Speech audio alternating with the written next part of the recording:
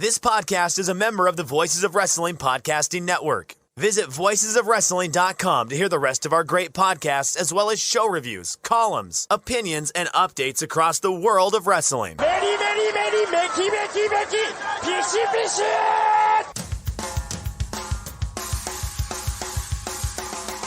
You are listening to the Flagship Podcast with your hosts, Joe Lanza. Money. That's how you pronounce. Rich, I want you to give me one. Money. Is it Money? Money. Money. Money. Not even, it's not money. Money. It's not Monet. It's money. Money. Money. Money. Money.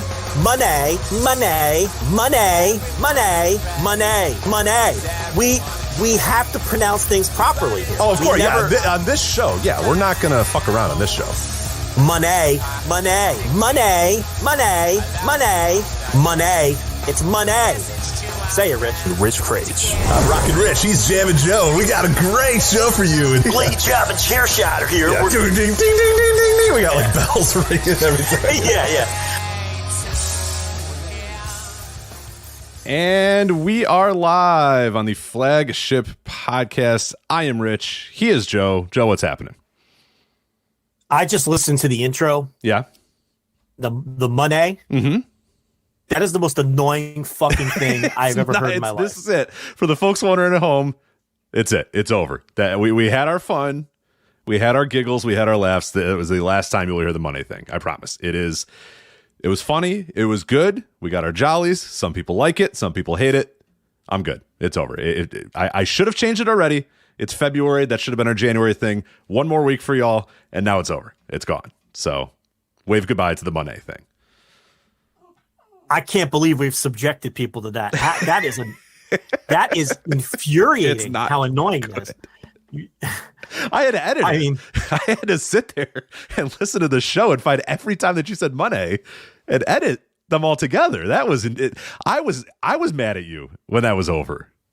And then I put it on there thinking that everybody was going to be like, oh, gross, never again. But half these masochists were like, oh, it's hilarious. More. But no more. No, it's got to stop. So that's terrible. I do notice too that you just dropped a y'all. Do people go with the y'all in Chicago frequently? No, never really. Yeah, never really. Very interesting. I didn't even realize I did that. Wow. Okay. You just you said something about y'all in reference to the listeners. Okay. And obviously I'm exposed to y'all constantly. But I was surprised to hear you drop a y'all. I've never heard you say a y'all. I don't usually. I don't know why I did. I don't even remember doing it. I don't know what happened. Does the nurse say y'all? No, never. Yeah. Never. Interesting. I'm not sure. Yeah, that's strange. I don't know what happened there. I can't believe I just did the math. I'm going on 14 years in Texas, and I've never dropped a y'all. I have made the vow and the promise to myself that the moment I dropped a y'all, I was going to pack my shit up, put the house for sale, and go back to New Jersey. Those are my limits. I'll live here. I will not say y'all. I will not use ranch dressing. Those are two concessions I will not make. How about a cowboy hat? Will you wear a cowboy hat? I mean, as a gag. I guess my follow-up question is, have you wore a cowboy hat? I have a picture when I was 2 years old. No, I don't care about 2 years old. Who cares about 2 years old? I mean in Texas as an adult? No, I'm not going to wear a cowboy hat. Okay. Or those shit kicker boots. None of that. But I think I would wear a cowboy hat before I would purposely say y'all. Okay. Is that so? That's the limit. The y'all is the limit for you. Y'all is my breaking point. When I moved here, I took a lot of shit from the people I worked with because I would frequently say you guys, and I didn't realize that saying you guys was like some kind of northern thing, like in referencing a group of people. Like, for example, you guys are being ridiculous with this, whatever. Like, they would say, you don't say that here. You say y'all. And I was like, I do not say y'all. I will never say y'all. So, I didn't know that was the northern equivalent of y'all. I still think those people are wrong. I think everybody says you guys. Yeah, I don't know. Yeah, because I say you guys, but I don't know if I'm a northern elite like you are. I don't know if I'm an East Coast elitist like you are in New Jersey. I don't know. I do you guys for everything. I do guys. You know me. I do guys. I use guys to describe literally everything: inanimate objects, every human, anything, dogs, cats. Everything is guys. Yeah, those guys over there. I'm gonna grab one of those guys. Just everything is guys for some reason. Yeah. You're reaching for a snack. Hey, hand those guys over here. Like, right. Exactly. Yeah. Yeah. Someone in the chat is bringing up the derivative of you guys, the use guys, which I've never said. I would never say that either. Yeah, no. I am not some corner bookie in Hoboken. That's who would say use guys. I'm not that bad. Okay, I'm not like, some street guy, some low level street thug, down far down on the mafia chain. Those are the use guys. I would never say use guys. Okay. But I do say you guys frequently, but I feel like that's not even a northern thing. I feel like you guys is a universal American thing no matter where you go. But these Texas people were all over me for it, and they tried to convert me to y'all. I'm never saying and y'all. you held strong. That's good. I've never even slipped and said a y'all. In fact, I mean, you've been communicating with me and talking with me for like 11, 12 years. I don't even feel like I've picked up any Texas accents. You really haven't. Like, yeah, I was going to say that I think I find the most fascinating about you, because I am somebody that when I go to a place and I'm there for a couple of weeks, I don't I find myself a little bit, especially if it's a strong thing. Like if I'm in Charleston, South Carolina, and I don't think I don't know, you've never been to Charleston. You're not but I don't know if you know like what people sound like there, or if you ever watch the show Southern Charm, or does the TLB watch Southern Charm at all or anything? Never heard of it. Never heard of it. Okay, that's fine. That's good. That's okay. It's my trash TV choice of choice because I know stuff about Charleston, but it's a very heavy, weird accent that's pretty much it's there. You know what I mean? Like, but it's ubiquitous. When you're there, you just hear it over and over and over again. Everybody talks like that. The second I open my mouth, they say, there's a Yankee.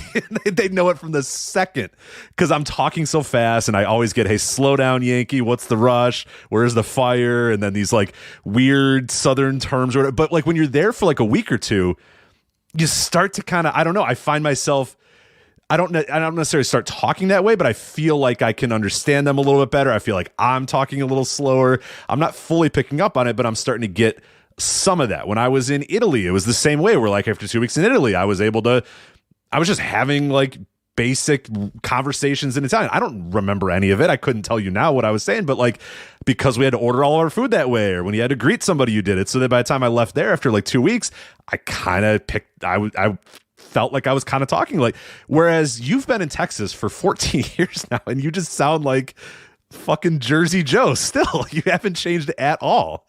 And I find that fascinating, because I hear TLB's Texas through and through. Kinda, she's not like hard, like, but she's got a little bit. You could tell she's from Texas. Like you might not notice it now because you're with her. She's from Texas. You're right. Just like you say, the nurse is from Chicago. She thinks you're out of your mind. She thinks you're lying, and I don't really pick up on it. But when you hear the nurse talk, you're like, holy shit, listen to this Miss Chicago over here. And I don't necessarily pick up on that. I pick up on it a little bit with TLB, which I find fascinating that you're in that same household and you haven't really, you have none of the drawl, none of the accent whatsoever. I don't know. Like, it's not, I just haven't picked up anything. Like, I don't find myself saying any of that stuff. The thing about TLB is when she, if she is on the phone with her mother, like when she gets off the phone with her mother, now she's like Dixie Carter. Now she's like, she like picks up whoever she's talking to. So maybe because she lives with me, it's her Texas accent and her Texas ways of speaking are a little leveled off because she's picking stuff up from me. Right. Because she's the kind of person like you, where if she talks to someone for 10 minutes, she picks up all of their ticks immediately. I always know, we have a running gag. I always know who she was on the phone with last. Because I'm like, oh, you just talked to your sister. She's like, how do you know? I'm like, because you're talking like your sister. Like you're using her words and her slang and her vernacular. And same thing when she talks to her mother or certain friends. Me, I don't know. I haven't picked up any of this stuff. Like I don't even say any like distinctive Texas words. I don't know. I've been here almost 15 years now. It'll be 14 years in April, which blows my mind. I can't even believe it. But yeah, to me, the nurse is like, that's like super thick Chicago. Worse than you think like, she's the fifth person on the super fans or whatever that walks in and like serves the super fans their beer or something like that on SNL. Yeah. No, I rag out. Ever since you did that, I got it on her all the time because she'll drop some things here and there, some real nasally, and I'll be like, "There's the Chicago accent again." She's like, "I don't." She gets infuriated about it, but it's good, it's fun. So I appreciate you doing that. And I said, "Well, the listeners said the same thing." I don't even know if they said that. I'm not sure if they did. It's mostly a you thing, but I know use it as ammo. The kids are picking up Jersey stuff, and that's not good. Yeah, I'm trying to figure out what would you rather have. Jersey or Texas out of the children? I don't know. Maybe not even Jersey stuff, just like Jolanza stuff. Even worse. Much worse. Like she told the girl to clean her room or something. She was like, I did it already. Like that. Oh like, no. Oh my God. You've created this monster. You're creating monsters here. You can't do this. She starts talking about the gimmicks. Yeah, I gotta get the gimmicks. I'll be right back. Yeah. No, I got TLB saying gimmicks. She says gimmicks all the time. She uses gimmicks all the time. So I taught the boy to say "oof, maron," right? I spent an entire afternoon teaching him that, just so he would say it when his mother's home, and so she would flip out, So, but then, like, he doesn't understand, like. So he said it in front. He goes, "Oof, maron," right? And she's like, "And we sold it." But because we sold it and it got over, now he keeps saying it because he knows it gets he's just going to the act over and over and over again. He doesn't know the context of it or when you're supposed to use it. He's just spamming it now. It got over. He got over. So now he's like, he's going to be a WWE writer when he gets older. Subtlety hammer. Future director of lore in the company. Yeah, so now he just oof, maron. I'm like, listen, there's a certain time. Pick your spots. You got to pick your spots, kid. Yeah. Yeah. So then I had to explain to him when to say it, and he did it for like a week, and then he's a kid, so he forgot about it.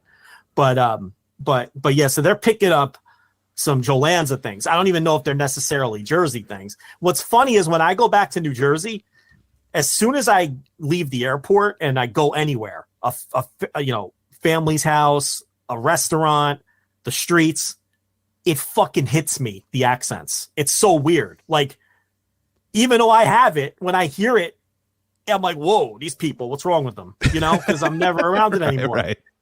Like I talk to my mother and I'm like, holy shit. Like, this is like, I almost can't understand you. It's like, so maybe I have lost it a little because when I go there, I feel like I'm in another world. Because I don't. It's so I don't know, but maybe the listeners are the ones who know best whether my accent has changed at all over the years. I really don't think it has, though. I feel like you're about the same. Yeah, I feel like you're about the same. I feel like we're both kind of the same accent wise. I'm not sure. Yeah, I don't know. I'd have to listen back to an old episode, but that'd be just terrible to listen to. So there's some people that go out there and listen. I'm listening to your SummerSlam review from 9 years ago. And I'm like, why? Don't do that. It's and then fun. I'm always thinking, ah, shit, what I say on that one. Right. Like, don't do that. There's probably something bad. What am I getting Joe canceled probably for? said something terrible there. So, it's probably not the best idea. Then again, like when I go back in the old ones, I'm always afraid something awful, but then it never. It's the same dumb show. We just goof around and say dumb shit and then bury WWE or so. It's always the same. Yeah, it's been pretty much the same thing for 11 years. It's working out pretty well for us. So, that's that. Happy Groundhog Day as well. I know you're a big fan of the holiday Groundhog Day. The one's dead. The one Groundhog's dead. I forget which one. In some town is dead. I don't know if the normal Phil is still good to go. I think he is. The classic Groundhog is still there. It's just the weirdest. Try explaining that to somebody who doesn't know a thing about Groundhog Day. It's like, the girl asked me the other day coming home from school. She's like, Groundhog Day's coming. I'm like, all right. so, like, yeah, when you're an adult, you have no idea it's Groundhog Day anymore. But when you're a kid, it's like, I forget why. Yeah. But as a kid, I look, oh man, 3 more days till Groundhog Day. As an adult, I have no idea until someone tells me Happy Groundhog Day, and I'm like, what? Okay, February 2nd. All right, cool. February or whatever. It's one of them things that the fucking teachers like to talk about it. So that's just to waste time, just to waste an hour talking about. Yeah, so they come home with drawings of groundhogs and weird animals, this other bullshit, you know. So she's like, it's Groundhog Day, and she goes, what is it again? If he sees his shadow, and I was like, I have no clue. Honestly, kid, I have no. If he sees his shadow, it is or it is. That's always every single year. That same conversation that happens in my household too, where I'll tell the nurse, hey, the groundhog saw his shadow, and she goes, oh, does that mean more winter or less? And I go, I don't know. I'm not sure. So I never know. I'm not sure. I don't know which one it is. Because I'm always like, yeah, he saw a shadow, And she's like, oh, okay, cool. What does that mean? And I'm like, I don't know that. I just know he saw a shadow. I'm not sure anything more than that. So I go, I think it means there's 6 more weeks of winter. And she goes, aw. I'm like, oh, no. It means it means there's no more winter. Like, whatever makes you happy. What do you want? What do you want to be happy about? That's fine. Yeah. I don't want to break her heart and tell her. Phil, get out of here. Yeah. I don't want to be like, listen, it's all bullshit. I can't say that. You know what I mean? Well, it's weird because like they're like, oh shucks, 6 more weeks of winter, and it's like, I don't know, that's like pretty normal, isn't it? I don't know, like winter's never gone away in mid-February. Like it's always, for me at least, I'm not sure about you, but obviously living in New Jersey, like March is not great. You know what I mean? March is pretty shitty. So it's like, I'm not exactly heartbroken that, March is also going to be shitty again, like it always is every single year. So I'm not sure, honestly, even what the, has anybody ever done like analytics on Puxatawny Phil, if he actually knows what he's talking about here? Ask Nate Silver. Maybe see if Nate Silver's done some work on it. Yeah. That's the go-to guy for that bullshit. I'm sure he has done some work on it. Didn't he lose some cred? Hasn't he been wrong about a lot of things lately or something? Phil, I think. Nate Silver. Oh, Nate Silver. I thought you were talking about the groundhog, and I was like, yeah, I mean, sure, I guess. Nate got real lucky on one presidential election. Has been kind of on fumes about that for a couple years now, and I don't think he's been nailing a lot of the stuff lately. But didn't he start with like sports analytics or something? Of course, yeah, Baseball Prospectus. He was a BP guy for a long time. Yeah, Kota, and I think Kota was his thing. Don't quote me on that, but he was Kota. But then he started saying, "Hey, maybe these projection models can look at U.S. elections." And I believe he got 2008 right or something. I forget what it was, but it's like, even at the time, I was like, I don't know. I mean, yeah, Obama won. Like, that's probably going to happen. Like, I feel like everybody, but it was something like he nailed it exactly. Like, the projection model nailed every state exactly right and every percentage pretty much right or whatever. And it was like, all right. And then that's when he created his website and started growing and growing and growing. And I think he's had some body blows since then. So, there's like 8 states that are unpredictable, though. Right. And it's the same 8 every single year, every single time. So it's like, okay. Yeah. So I could see you getting very lucky with like Ohio and fucking Florida or whatever the fuck, and then so I guess for 12 years, like you're saying, has been coasting on getting those 8 states right 12 years ago. But I'm being told by someone in the note of chat, Nate Silver's record is great. Actually, Rich is dead wrong here. Okay. I mean, you don't hear his name anymore. So if I don't know. Great, I see people dogging on him all the time. So I don't follow because I don't give a shit. I don't care. But like, I don't know. People seem to be dogging the guy all the time. So I don't know if his record's great because nobody talks about 538 anymore. So anyway, he gets ragged on constantly. But then again, I mean, everyone does. Who doesn't get ragged on constantly? Right. Everyone and everything is bad. We all know that. Right. Well, then I either apologize or I don't apologize to Nate Silver. I don't really care. Once he stopped doing Pacoda and writing in Baseball Perspectives, I stopped giving a shit about Nate Silver. Yeah, fuck Nate Silver. Who cares about Nate Silver? Fuck Nate Silver. Fuck that dopey groundhog. What even is a groundhog? It's like a beaver without the flat gimmick. Right. It's like an unhelpful beaver, basically. It's just what's the point of a groundhog? Like, I mean, they're pretty cool. I like groundhogs, but the fuck do they do? You know, they're just stupid and fat, and they don't have the flat tail like the beaver. Beaver has a skill, you know. A beaver with those fucking teeth and that fucking tail of theirs, they'll build shit, you know. They'll stop up a creek, build a dam. What does a groundhog do? Like, what's its purpose? Does it kill predators? What is its contribution to the cycle of life in the ecosystem? You're asking the wrong guy. I don't know. I have no groundhog knowledge whatsoever. I know that they do have big teeth and they make holes, but that's about the extent of my my groundhog. I know they whistle or yell. I think whistle pig is like their nickname. What? And that's all I know. Yeah, that's all I can. Whistle? They whistle, yeah. So it doesn't have the skills of a beaver. No. It's not a few as do. effective. The beaver is like pretty awesome. Beavers are cool. It's not as effective as a mole. So what the fuck? What's the use? It just. I think it's about as effective as a mole. I think they're in the mole family ish. Do not quote me on that. I do not need to. When I say they're in the mole family, I don't literally mean I don't know. So don't come at me with actually they're in the marmot family or whatever. I don't care. You don't have to correct me. I just mean in the same like pantheon of animals. Like the marmots are sweet. A marmot. Like. Groundhog's actually a marsupial. Right. Actually, it's the world's largest rodent. Okay, cool. I don't care. Yeah, no one cares. I don't give a shit, dude.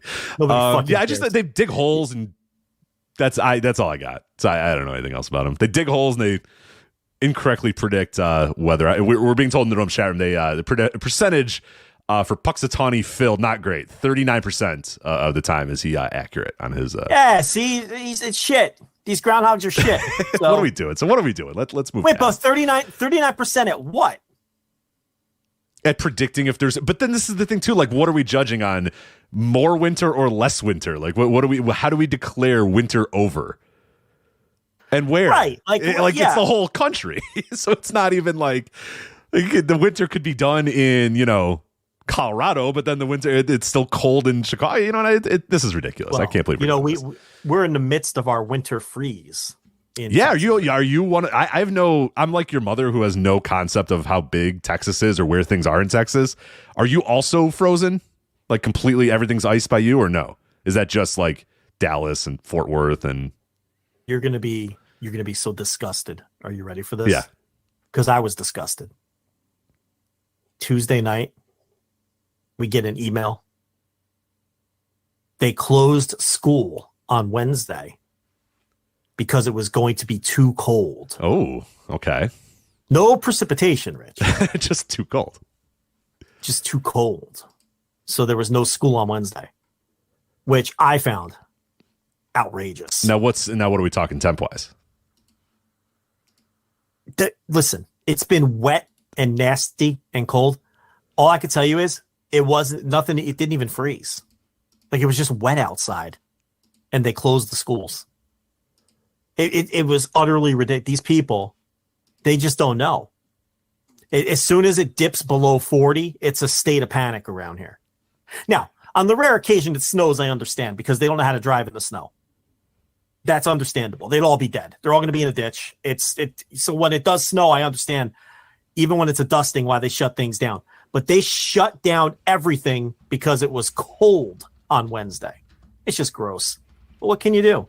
What do these people know? No, do they have heaters? Like I imagine the Texas school doesn't have heat, right? I don't know the answer to that. Yeah, because like we have the inverse here in Chicago where we don't have like a lot of our schools have no air conditioning. So there used to be times in like the fall when we get into school and it'd be like 95 degrees out and we're just sweating our asses off and the teachers have all the windows open and stuff because they were just like, screw that. We don't have, we don't have air conditioners because we're never in school when we need air conditioners. So who cares? You're gonna have to eat shit for like a week or two in September, but then you'll be fine. It's cool. Like end of August, early September, you'll be fine. You'll move on. But yeah, I wonder if it's probably the inverse in Texas. They probably just don't have heaters. So I can imagine that. So leave your fucking jacket on. Hey, look, I agree. You know what I mean? Jeez. No, I'm pretty. They got a brand new school. You've been in a school lately? Oh, they're palaces. Oh my God.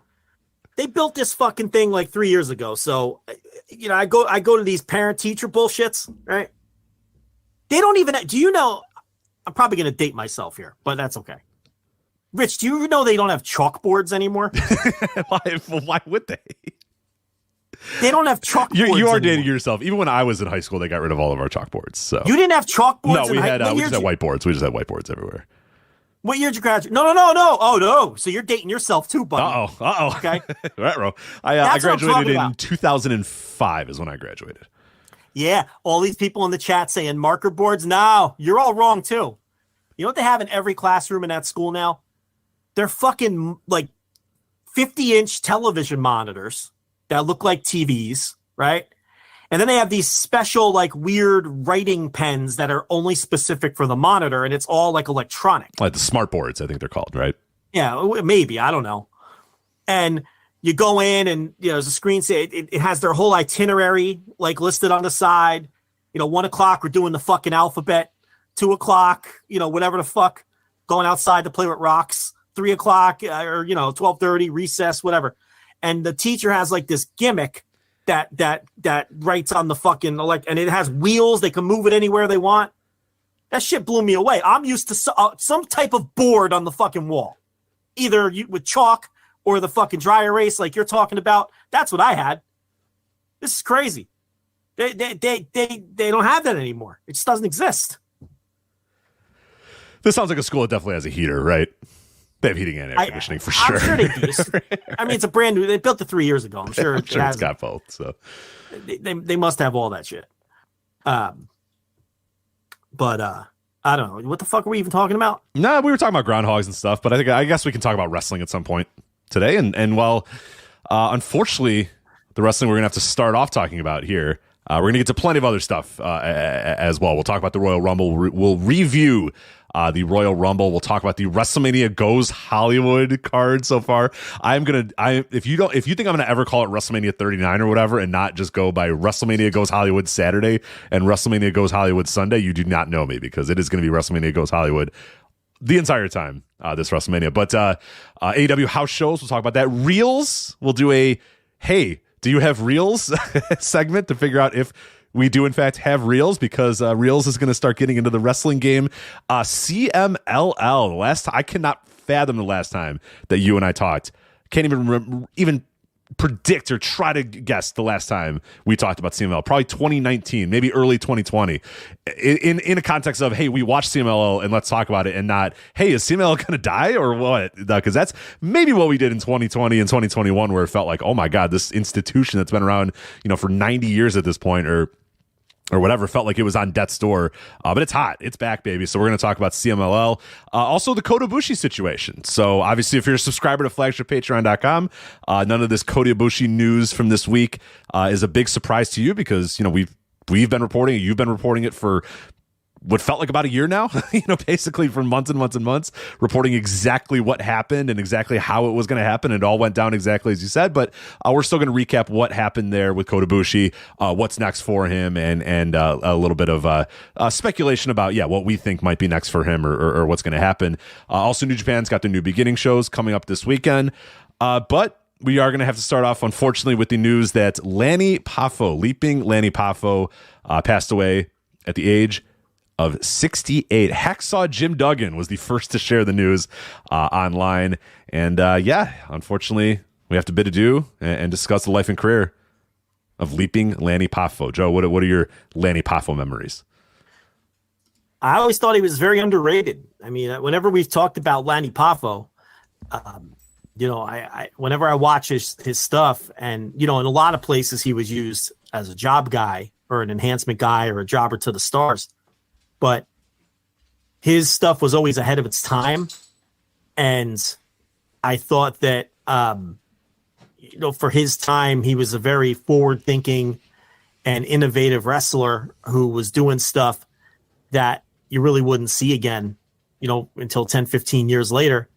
And in places where he was pushed, like his father's promotion, International Championship Wrestling, which was the outlaw promotion that ran against Memphis there in the early 80s, or whether it was later on in WWE as the Genius. I thought that he was always performed well. And you know what? I got to get this. This dog is. Can you hear this dog snoring in the room? I got to get rid of this dog. There's usually a dog snoring near me at all times. I can't hear your dog snoring, probably because my dogs are snoring too. So. I can't concentrate. So now you say what you thought of Lanny Poffo. I'm going to get rid of this fucking dog. And then I'm going to come back and I'm going to be like, Yeah. Just pick up on whatever last word I say and enter the conversation. Yes. Leaping Lanny Poffo. I think what Joe mentioned at the top of his portion is probably what made me what I remember most about Lanny Poffo. And there's a few other things we'll talk about because I have a pretty strong connection to him because he's from my hometown and there's not a whole lot of people from my hometown, especially in the world of wrestling. But, I first knew about him as the Genius or whatever, but then going back and watching the Leaping Lanny stuff and seeing what he was and what the character was and how his wrestling style was really blows your mind, because now going back and watching a lot of the stuff that he did and the time that he was doing it in the company that he was doing it in. All right, thanks. It just absolutely blew my mind. That was louder than the dog snoring. Joe's complaining about the dog snoring. He's screaming about the dog louder than that. Anyway, it's this mic now. It's like you can't really have a. Well, you're like, oh, the dog's snoring. Can you hear that? And then you're like, get this fucking dog out. It was way louder than the dog snoring. Way louder. The poor dog just sleeping. Didn't hear it. Nobody heard it. But then everybody heard you go, get this goddamn dog out of here. All right. Well, she's out of here now. So anyway, so Leaping Lanny, like the thing that I always was drawn to, later, watching his Leaping Lanny stuff and watching, especially what he did in WWF, is just how he was doing stuff that you watch it now and you watch like, a mid 80s Leaping Lanny match now. And yeah, it's like, he's doing a crossbody and he's doing like a springboard and you're like, all right, yeah, whatever. But like that was that company in that era and that time. And you can even hear it from the announcers who every time he's in there go like, whoa, Leaping Lanny, look at that performance. It's like the stuff he was doing was blowing people's minds and the crowds were going nuts and everything was going. And the idea that he, just the ability to do what he was able to do. And I think a lot of that was probably the family that he came from. The fact that he was Macho Man's brother is that I'm surprised WWF let him do it and just said, yeah, you know what? That's your character. That's your thing. You be Leaping Lanny. You go do that, because that was a company that just was so focused on big men and strong brutes and all this sort of stuff. And he was such a change of pace and so different than all those things that it really jumps out the page, especially if you watch a show in full. And it's like all these same matches where these guys are just, clubbing each other on the back and hold. And there's like, especially like the, 85 to it started to get a little bit better as you got into, 86, 87 or whatever. But it was still a very, very slow company and a very slow territory. And then here comes Leaping Lanny and he just bursts off the screen. Very, very similar to why the Tiger Mask and Dynamite Kid stuff was so crazy, is because it was like, holy crap, this feels like it's from a different universe and it's being on this show or whatever. And I get that with Leaping Lanny as well. And it's made it really fun to watch his matches and how the crowd reacts and how the announcers react and how the other wrestlers react. And that's kind of what his lasting legacy, I think, would be for me, is that felt like a guy, like you said, 10 or 15 years ahead of his time, wrestling in early to mid 80s WWF and just blowing people's minds with like cross bodies or whatever. But it was innovative at that time, and it was daring for him to come to that company with that style. Yeah, he I was watching a match today against Mr. X. I watched the same one. Yeah, Monsoon Classic. I was like, you know what? Monsoon Classic is going to have a good Lanny match, right? So I went to Monsoon Classic. I typed in Lanny Poffo and Mr. X. That's the exact one. That's the exact match I just watched. It's probably from 85 or 86. Mr. X was Danny Davis, the referee who then did the heel referee gimmick and then became the, his gimmick, and then he just joined Jimmy Hart's stable. I'm sure everybody remembers Dan, or maybe they don't. He was great as Mr. X, by the way. Did you catch? Were you listening to the match as well, or just watching it? I'd sound on, yeah. Okay, because like there's one point where Lanny does something and Mr. X goes, he's pulling on my hair. And the referee goes, because I forget, where was this from? Was it Boston Garden or something? I forget where it was.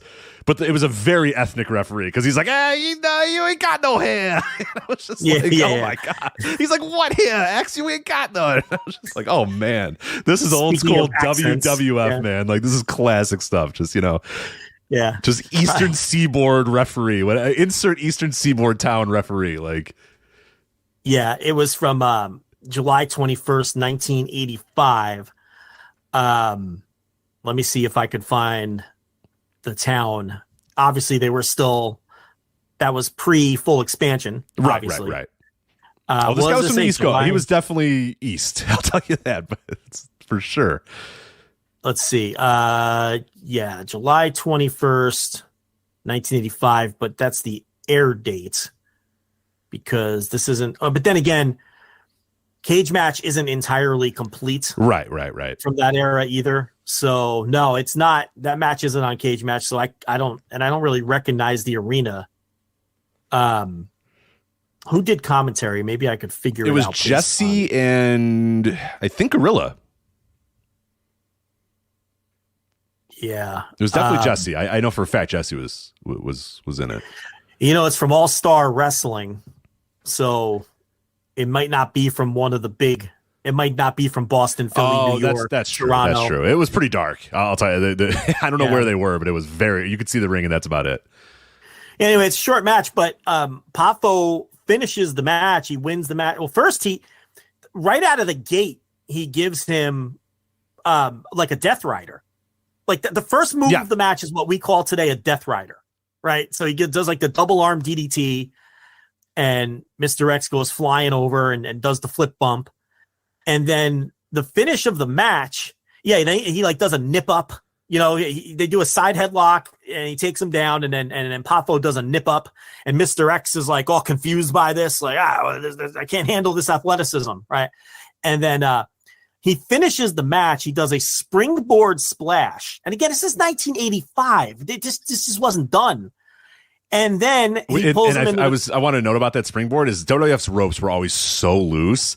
Oh, so he loose. was hanging on for his dear life trying to do a springboard on those fucking ropes. Yeah, and then after he springboards him, there he does. See, I'm watching the match now. He does like a little backwards monkey flip into a head scissor out of the corner, another nip up. I mean, this is just, and then he's doing backflips when Mr. X Mr.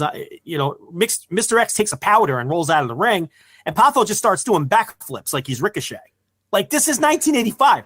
And then, like I said, he finishes with the springboard splash, and then he goes up and he does the moonsault off the top rope, which wasn't even called a moonsault yet. And every time he does this move, I was watching a match from Memphis earlier today against Eddie Gilbert from 1983. And, Lance Russell, he just called, the backwards flip off of the top rope. Like, they don't even know what it's called. Yeah, they have no idea what it's called. Yeah, so Poffo skins the cat in this match. This is the match, I think, this is the rec I want to give everybody. If you want to see what we're talking about when it comes to Poffo doing things that were 15 years ahead of its time, Lanny Poffo versus Mr. X from Monsoon Classics account, July 21st, 1985, because it's a short little, it's a 4.5 minute video, but he crams everything in. Yeah. He gets his shit in for sure. And what's funny is I have seen Danny Davis work as Mr. X in other matches where he would do springboard moves, which he clearly picked up from Poffo, right? So it's like this shit almost picked up steam then, but then it kind of just died out. And then we didn't see springboard moves again, until the 2000s? Or I guess in the mid-90s with people like Van Damme and people like that, right? So about 10 years, until springboard moves really came back and were happening more frequently. I mean, because, in the 80s, I can't really think of anybody else who was doing springboard moves, other than Poffo on a regular basis. Even in Japan, people like, this is 85. So people like Dynamite Kid and Tiger Mask, they weren't doing springboards. I mean, they were doing other shit that was innovative and new at the time. But not like springboard moves and moonsaults. I mean, so, Poffo, and, like I said, he didn't really, in a lot of the places he worked, he wasn't pushed. He was an underneath guy. Like he'd come into a territory and win a little bit. And like Bill Watt, like Mid-South, he was a job guy in Mid-South. He's a job guy for Crockett, but he got pushed in his father's promotion, and he had that feud with Rip Rogers, and they had a famous cage match, which, a lot of people think that's probably the best match of Lanny Poffo's career. Have you ever seen the Rip Rogers cage match? I have, but it's been many, many years. I actually wanted to go back. I was hoping to go back and watch it before the show today, but it's pretty easy to find, right? No, I watched it today. Yeah, so where'd you watch it on? It's on YouTube, and it's in 2 parts. And the thing about that is it has the commentary is Lanny Poffo. He's talking over the match, but he's in kayfabe. So he's like talking you through the moves he's doing and why he's doing them, and it's okay. An interesting watch. Cool. I'll have to check that out. Yeah, I've seen it before, but it's probably been 8-9 years. It's been a while. It's in 2 parts, and I personally think the match stinks. I think it's in a cage, and they never use the cage, so it's like why even have it? Why even do a cage match? And it's just very. It was an underground classic when minimalism was very big in wrestling critique. Okay, so there was this period maybe 5, 6, 7, 8 years ago. That's probably when I would have seen it, probably from Pro Wrestling Only or something like that. Just a uncovered, underrated gem or something like that type of match, and I watched it, and I don't recall what my thoughts were at the time, but they're probably not dissimilar from you. They're probably in the same realm. But I'd like to see it before. I'd like to see it again. To me, it's a very boring match. It's well worked. It's snug. If you know anything about Rip Rogers, I mean, he's become a very annoying Twitter presence over the last few years, and he's very old school in thought, but you were never going to get sloppy or bad work out of a guy like that. It was probably the snuggest and stiffest match Lanny Poffo ever had, because one thing about Lanny Poffo, he did work light. I mean, he didn't really, there wasn't a lot of oomph behind his offense. He was more about, he did spectacular things for his time, but I would hardly call him someone who was really going to lay it in. And this match with Rip Rogers is a pretty, if nothing else, it's a very stiff match, and it's a very snug looking match. And they don't really utilize the cage. And there's a little bit of blood. I think they do get busted open towards the end. And it's a hair match. So, the loser has to get their head shaved. And I think even though I don't think it's that good of a match, other people think it's great. And I would say that it's a match where if you're the kind of person who's into wrestling history, or, you like re-examining old footage, I would call it a match that everybody has to watch, because it's one of those matches that gets referenced a lot and is considered a classic in some circles. So it's very easy to find. It's right there on YouTube. And I would have to say that it's probably Lanny Poffo's, it's probably his most revered match that he ever had. Let me see if there's a cage match rating on it. There is not. I was looking. Yeah, there's not. Cage match has the best one, and I don't think I've actually ever seen this one, so I'll have to make that some time for it. Lanny and Randy versus Ricky Morton and Robert Gibson. Obviously, the Randy and Lanny versus the Rock and Roll Express sounds awesome. So I'll have to check that one out. And then, they don't really have a whole lot of others. They have the Hulk Hogan Genius match from Saturday night's main event. They have the Hulk Hogan Ultimate Warrior versus Mr. Perfect and Genius match from main event. And then they have a bad Brutus Beefcake Genius match. So there's not a whole lot there on cage match for you. That Poffo and Savage versus Ricky Morton and Robert Gibson, I'm almost positive that's the match where they broke the tables. That is one of the first matches where they do table spots. Interesting. Okay. I don't think I've ever seen it. Yeah, I gotta carve some time out tonight to watch that. I don't know if that's the one I'm thinking of, because who knows? Because territory matches from that era, cage match is very incomplete. So I don't know if that's the exact match I'm thinking of. But yeah, when their father's promotion finally closed down, and that was an ugly war. I mean, they were going on TV. Savage was going on TV, and giving out Bill Dundee's phone number. And yeah, it got real bad. It got real scuzzy. When we say outlaw promotion, it wasn't as endearing as it may seem like it is today. It was a not only, I mean, they were going against the way that wrestling has been done for forever. You know what I mean? Like the territory system, and they just said, fuck that, we're going to run it anyway. And you just didn't do that. You didn't go against the cartel. Like you just never did that. And they did it. And like you said, it wasn't like, hey, we're just going to do our thing and you guys do your thing and we'll exist and it'll be fine. It was like, no, it got real down and dirty between both parties. I mean, they were threatening to shoot each other. Right. Right. Yes. I mean, it was getting really nasty, and Randy Savage was making grandstand challenges to Jerry Lawler, and threatening to fight him for real if he found him, like breaking kayfabe on TV and saying he's going to find him and fight him for real. And, but then as soon as Angelo Poffo's promotion closed down, Memphis brought those guys in. They brought in Savage and Lanny Poffo because they knew it was money. So very quickly, all of those grievances went out the window because they knew that there was money to be made. So they both went to Memphis, and that's where I think that Rock and Roll Express match that you're talking about, I think that's a Memphis match. But, they came in and opposed as heels, but then eventually they were baby faces, and Poffo and Savage. And, they feuded with Jimmy Hart in the First Family. And like I said, I watched a match earlier today. I watched Lanny Poffo versus Eddie Gilbert. Eddie Gilbert, this is from 1983. And Gilbert's aligned with Jimmy Hart, and Poffo's the babyface, and Poffo's wearing the suit of armor. He's doing the Sir Lanny Poffo gimmick in a literal suit of armor. And he brought the suit of armor back a few years later in WWF because around 86 or 87, because they were copying Dusty. I don't know if that's the case, but they started doing bunkhouse battle royals on the road in WWF. And the guys would wear street clothes, or the former football players would wear like football uniforms and helmets. And, it was come as you are, Guy Duggan would come in with the 2x4, whatever. And Lanny Poffo brought the suit of armor back. He would wrestle those bunkhouse matches in his suit of armor. So that was a running gimmick that he had throughout his career. But, and I see people in our chat that are, they're saying things like, the best match of Lanny Poffo's career. Here's the thing. He was a really good worker. Like, he was a job guy for so long. And I get that when you're a job guy, maybe people don't perceive you a certain way.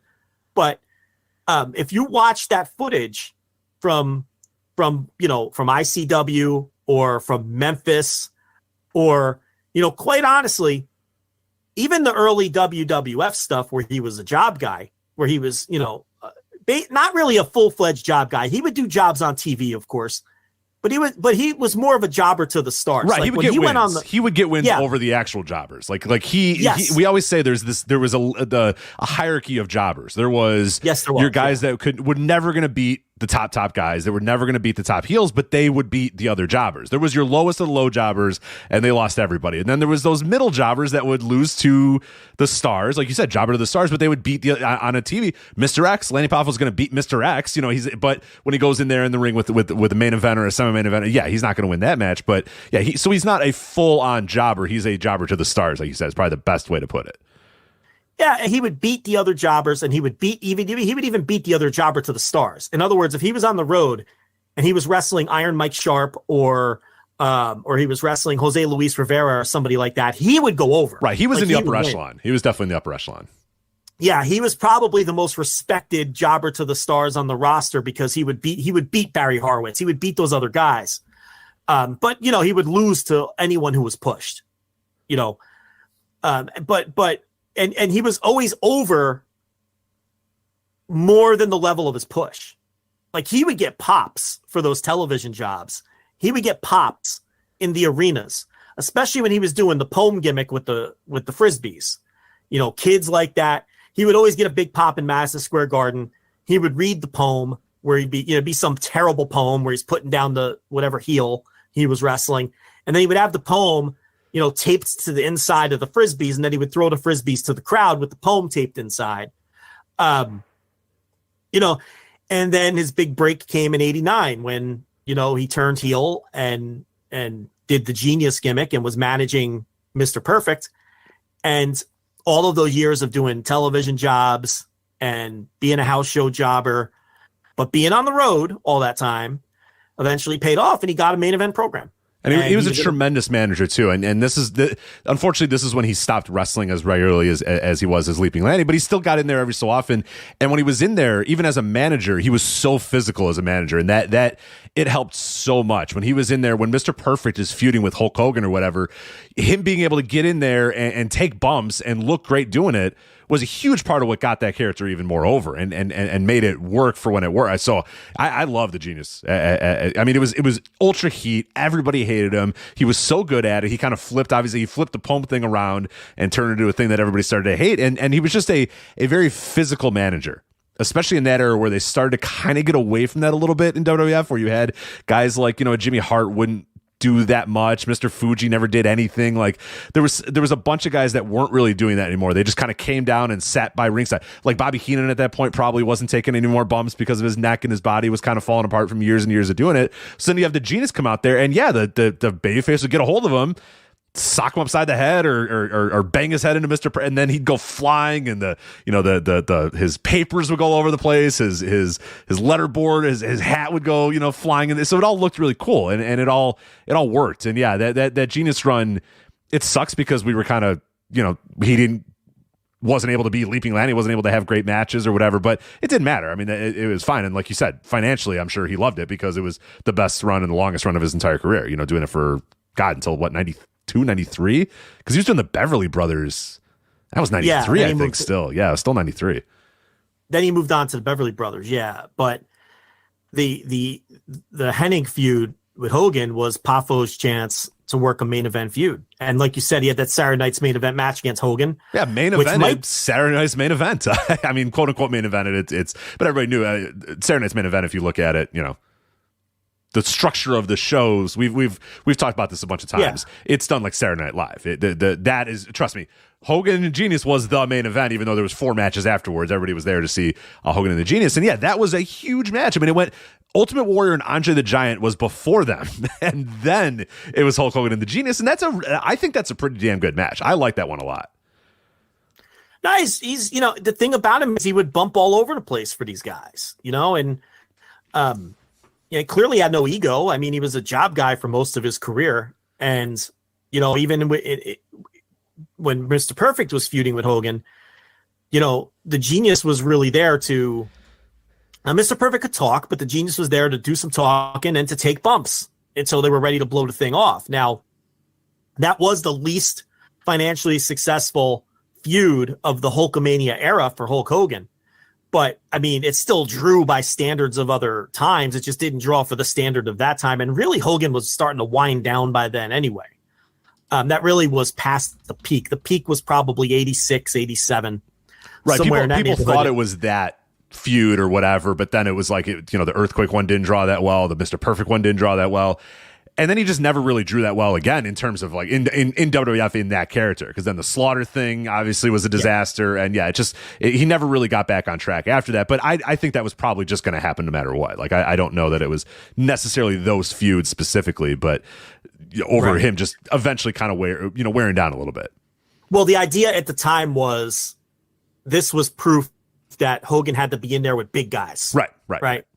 The blame at the time was, as good as Mr. Perfect is, and as over as he was coming into the feud and all of that, well, this is proof that Hogan has to be in there with guys that are bigger than him. And this was, Hogan, this proof that Hogan was right. And why, because Hogan always wanted to be an underdog, but Hogan's also 6'6", 300 pounds. So he would always have to find these literal giants to put him in there against in those early days for him to work that way. And this was really his, I guess Orndorff to some extent, but Mr. Perfect was considered the first, smaller guy that he had a major feud with. And, and by the standards of the era, it wasn't a financial success.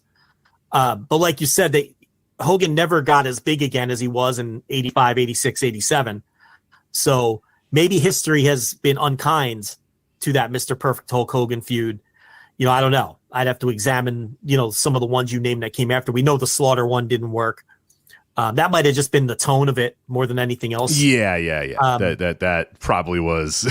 Yeah, nobody really wanted that story at that time, and then to boot, it just became a ridiculous story once the war was over, and then it was just like, oh crap, now what do we do? We're just gonna push through, and it's like, oh my god, stop! It's not working. But then it was kind of the bloom was off the rose for Hogan, really, as a top draw.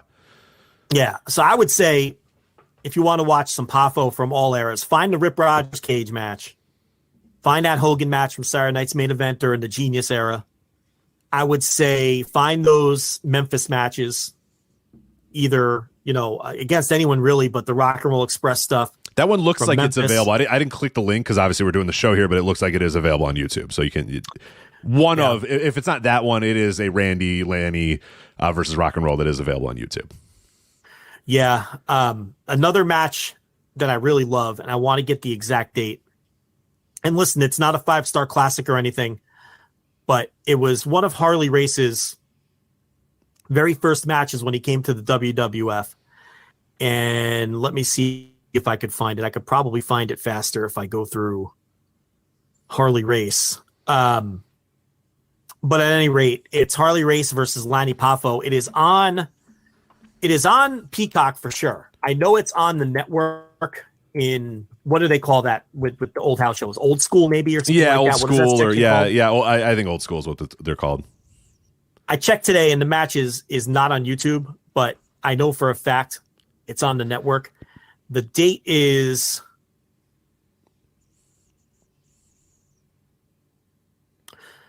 June 14th, 1986 from Madison Square Garden. It's Harley Race versus Lanny Poffo.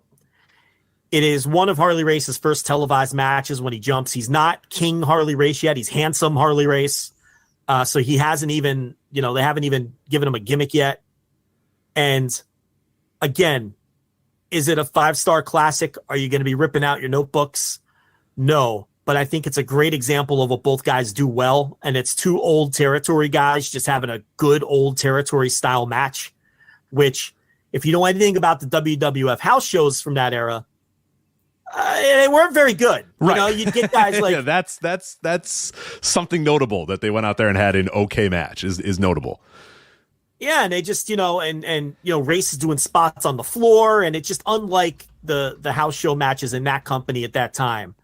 I'm looking at the rest of the card, and I could assure you it's way better than Jimmy Jack Funk versus Tony Gurria. Okay, I can make you a promise. Pedro Morales, Iron Sheik, going 11 minutes to a DQ. Right. That's probably a negative star match. Nikolai Volkov versus George Steele, a 6-minute DQ. Could you imagine how bad that is? So, you have to put these matches in the context of their era. It's the same as with anything, as any other sport, any shoot sport, so that's a notable match to me. I watched a match today from Memphis that I talked about already from '83 against Eddie Gilbert. It's a little TV match from Memphis, and I thought it was just so much fun. Poffo's out there in his suit of armor, and he's feuding with Eddie Gilbert at the time, and Gilbert comes out with Jimmy Hart, and he says, "I'll wrestle you right now." So they get rid of the jobber that Poffo was supposed to wrestle, and Gilbert's like, "I'll take you." And Gilbert's in street clothes. He's wearing like leather pants and a button-up, and he gets in there with Poffo, and Poffo's taking care of business, and they of course do the ref bump. So Jimmy Hart comes in with like a walking stick or a cane, not a Singapore cane, but like an old school like a cane. Yeah. And Poffo has like this, he's doing this bridging pin combination because, he was very flexible. And I guess we could talk about how flexible he was in a minute. We'll get to that. We'll get to it. Don't worry. He's very flexible. So he's doing like this back bridge Very pin, flexible. but the referee had bumped. So Jimmy Hart comes in with this cane, and he whacks him in the gut with it, right? So Poffo's selling, and he's rolling around holding his stomach. And Gilbert makes the cover, and he's trying to, waiting for the ref to get revived. And then Randy Savage comes out, and he's like, "I've had enough of this." So Savage jumps in the ring and just starts putting the boots to Gilbert, right? And this fucking Jimmy Hart goes back to the commentary table with Russell, and he's like, "That's blatant outside interference, baby. That's got to be a DQ. This is so blatant. You can't just run into a match like that when 30 seconds earlier he ran in with a cane." Right. And I'm just watching this, and I'm like, I just love pro wrestling. You know what I mean? This is just pro wrestling. It's stupid, and it's fun, and it's Randy Savage, and it's Eddie Gilbert, and it's Lance Russell, and it's Jimmy Hart, and it's Lanny Poffo, and it's just it's a television angle you've seen 1,000 times.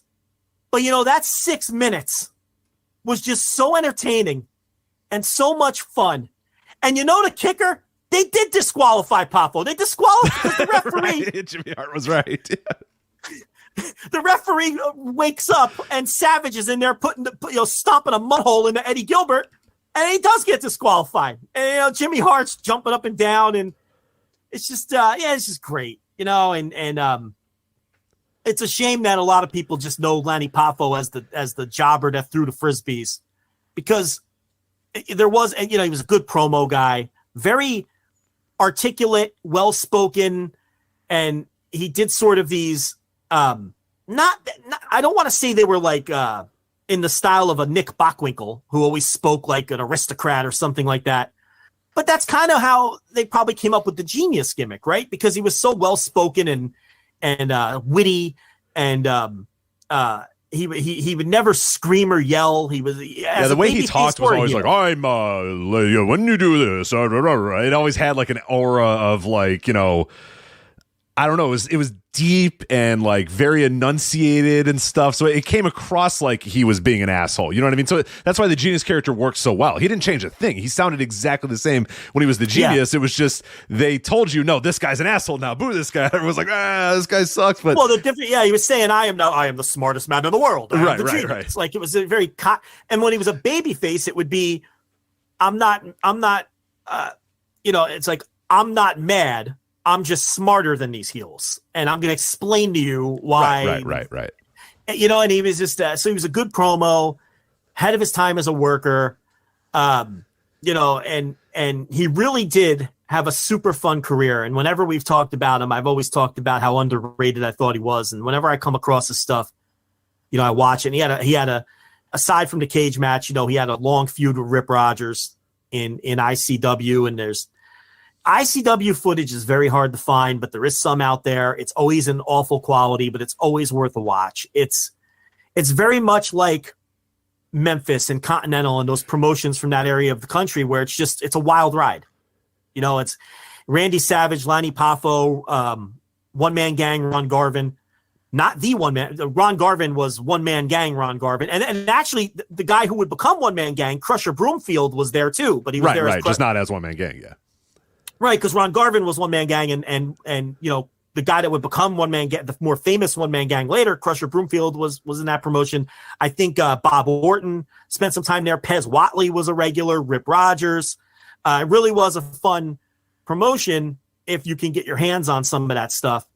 And they brought that, and they knew Randy Savage. Everyone knew Randy Savage was going to be a huge star. So when they closed down, they buried all of the hatchets. They brought the Poffos in to Memphis. They did the Jerry Lawler, Randy Savage stuff. If you never checked that stuff out, that stuff's really, really cool, because then they lean into it. Once they knew that the Poffos thing was basically done, they leaned into it, and they had, Jerry Lawler, get on and talk about, the Poffos and the stupid family, and we're going to put them out of business or whatever. And then one time Randy Savage appears at the studio, and then they just go to fuck. I mean, the crowd gasps. Like the noise is incredible. I think you can see the entire, all those are pretty well preserved. You can see just about everything from that, but that's a really, really cool. Now we're, obviously Lanny's not really involved in this at the top of it. It's mostly Randy. But if you're interested in that era of Memphis, Tennessee wrestling and the end of the Poffos, territory and them coming together, that stuff's awesome. That stuff is like top tier wrestling stuff there, with Jerry Lawler and Randy Savage at each other's throat, cutting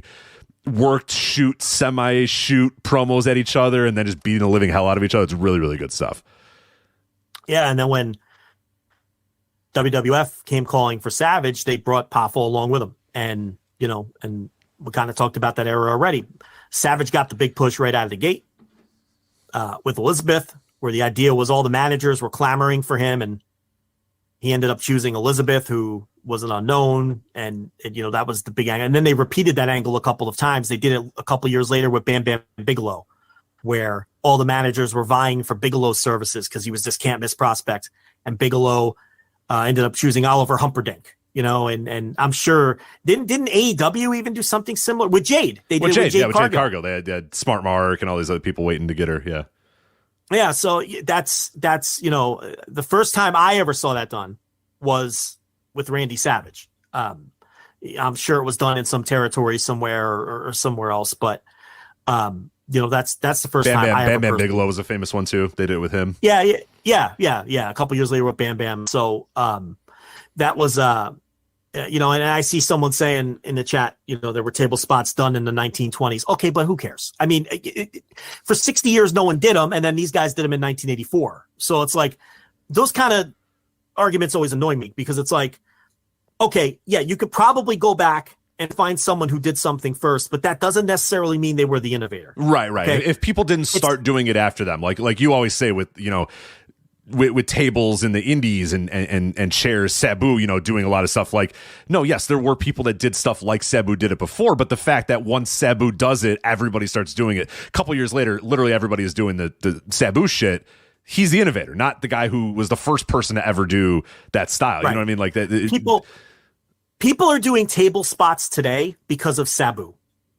It doesn't matter that the Poffos and the Rock and Roll Express did a table spot in 1984. It doesn't matter that Hulk Hogan and Harley Race did a table spot on Saturday Night's Main Event in 1986 or whatever year that was.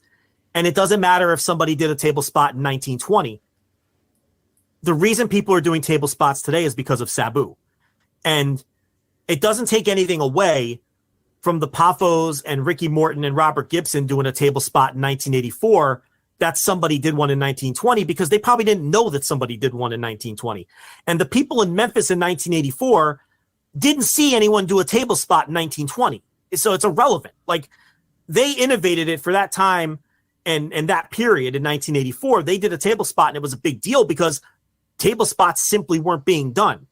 Someone doing one in 1920 doesn't negate any of that. Like those kind of arguments, sometimes they get under my skin. Like you could always go back further and maybe find someone who did something. And when it comes to table spots, I'm sorry, every table spot you see today is because of Sabu. It's because of Sabu. In 1994, 1995, Sabu was the one who popularized table spots, and because when Sabu began doing them, that's when they caught on and they've stuck and they haven't stopped. Okay. When the guy who did the table spot in 1920, they just went away for 60. They went away for 60 years until the mid 80s. And then those guys who did the table spots in the mid 80s, they went away again for a decade. Okay. Nobody copied Hulk Hogan and Harley Race. Nobody copied Lanny Poffo and Ricky Morton, because then people stopped doing them again for 10 years. Then when Sabu brought the table spots back, they caught on, and now we're 30 years later. Yeah, 30 years later, and everyone's still doing table spots on every single show you go to, no matter where you go in the country, in the world, whatever. Yeah. Okay, so now the guy in the chat saying, if it's because of Sabu, then who cares if Lanny Poffo did one in the 80s? Because it's notable. Because no one did them for 60. We're talking about Lanny Poffo. So. Yeah, because nobody did them for 60 fucking years, and then they did one, and that's why it's a famous spot. It's a famous spot because nobody had seen one for 60 years. So that's why we're talking about it, because that's what makes that match famous, because they did a table spot. That's why. So anyway, that kind of stuff always bothers me. Well, but, real quickly, then the later half of Lanny's career is probably the best, is that he gets hired by WCW. They want to redo the Gorgeous George character. So they get Lanny Poffo to dye his hair, and they say, you're going to be Gorgeous George, pal. And he's never Gorgeous George. And he never appears on television. He never appears at shows. He's sometimes there, sometimes not. People have said, I think he was backstage a couple times, but pretty much took home a check for, I don't know, about 4 or 5, a big check for about 4 or 5 years from WCW to be, Gorgeous George or whatever. Never ever had to do it. Never appeared. Just a classic WCW thing there. That guy was taking in like $250,000 for a decade or for 5 or 6 years or whatever. I think until 1999, I want to say, he was still, getting paid. And then finally somebody said like, hey, we're paying Lanny Poffo like $250,000 a year. And they're like, oh yeah, let's not do that anymore. And then they stopped. So, but yeah, good for him. He got himself in shape. He dyed his hair and he's like, I'm ready when you guys are. And they're like, yeah, we'll call you. And then they didn't call him for 5 years. So, hey, you know what? Get paid. Work smarter, not harder. And he definitely did that in his latter half of his career. So, and then of course WCW said, and I think it was Randy Savage actually. I'm sorry. I'm saying that I believe Randy Savage purchased the Gorgeous George name, and then I've obviously gave that then to the woman Gorgeous George, his girlfriend at the time in 1999, and then that got used that for a year or whatever, and then now I don't know. I don't know who still owns it. I guess he probably still does, but the estates of Randy Savage probably does. I'm not sure who owns the Gorgeous George legacy or name right now, but there you go. Well, I mean, Randy Savage had the valet who was using that name at that same time, so it's kind of weird that. Well, so what he did is I think he bought it. And then the idea was, hey, you need something for my brother, make him Gorgeous George. And WCW was saying, all right, whatever, we got you, Randy Savage, whatever, we don't care, sure, great, we'll do that. And then apparently, Randy said, hey, they want you as Gorgeous George, so get in shape, get ready, because he had fallen out of shape a little bit at doing the Genius stuff. So it's like, all right, yeah. And then he got himself in shape, dyed his hair, was all ready to go, and then they just never used him until then. And finally in 1999, Randy said, you know what, I'm going to give it to her instead. So he gave the gimmick to, the female Gorgeous George, and then his girlfriend at the time, and then that's, she used that for a year, and then Lanny never used it again. So okay, so it was intended for Lanny. They didn't use Lanny, so he gave it to the valet. Right, correct. But they didn't use it for Lanny was like 5 years of him taking home a paycheck. Right. A very good paycheck from WCW. So good for him.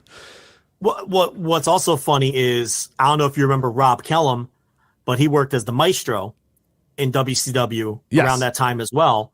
Well, first he was Robbie Eagle, not Robbie Eagles of New Japan, Australia fame, but I'm talking Robbie Eagle from the early 90s.